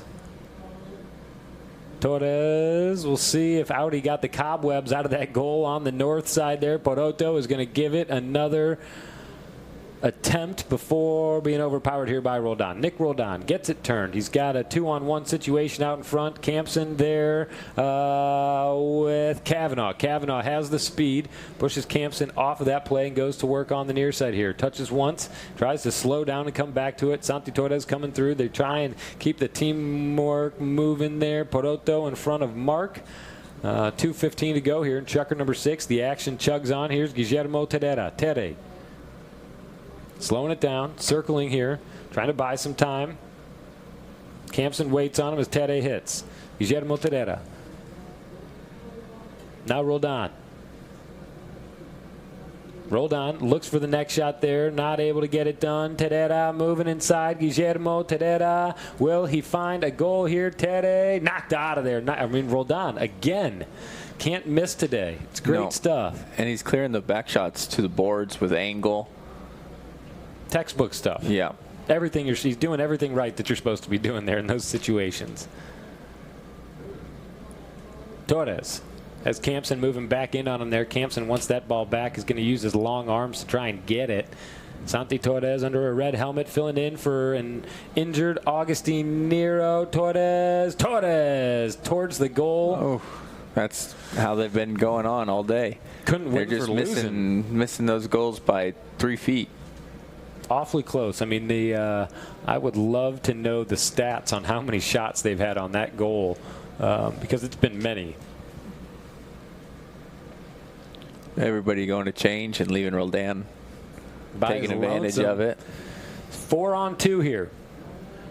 In case it wasn't bad enough for World Polo League here, they go 4-on-2. The damage done, though. I think that they know that this one is over. Audi is going to win by 4 here. World Polo League started slow, and truth be told, they ended a little slow as well. Just not their day. Some days, it's your day. Other days, it goes a little bit like this, and a tough break for World Polo League. But, man, Audi has been strong all the way through this tournament. They continue to be strong here today. They will go with a 3-0 record here. That will seal the deal. The semis are set. Audi and grand champions, a father-son on one side and a father-son on the other. The semifinals are all set up now. Valiente in Colorado on one side, Audi and grand champions on the other. A final score here from Wellington, 10-6. Audi overpowers the World Polo League. A great match of polo here today. Jess, thanks, my brother, for joining me in the booth. Thanks for having me. Big thanks also to Fred Mannix, another member of the Alegria squad who was in for the first half. I think our coverage will continue on here. We will, Jess and I will jump out of the booth, but the cameras will stay hot for the trophy presentation, I believe. And that will do it for a super Sunday of polo. 3 matches today in World Polo League competition. Thanks to our viewers for tuning in. Be sure to check worldpolo.org for all of the schedule updates and upcoming matches. Also, be sure to tune into our social media pages, Facebook and Instagram, and watch the stories on both of those platforms for the most up-to-the-minute field locations and game times. Again, thanks for tuning in to ChukkerTV and the Polo Channel's live coverage of the World Polo League. Thanks to Fred Mannix and Jesse Bray for being in the booth with me here today. And congratulations to Audi, grand champions, Colorado, and Valiente for securing spots here in the semifinals. Check worldpolo.org for all of the updates, and thanks for tuning in. Again, I think the cameras will stay hot here for the trophy presentation, but that will do it for Jesse and I in the booth. Thanks again. See you soon.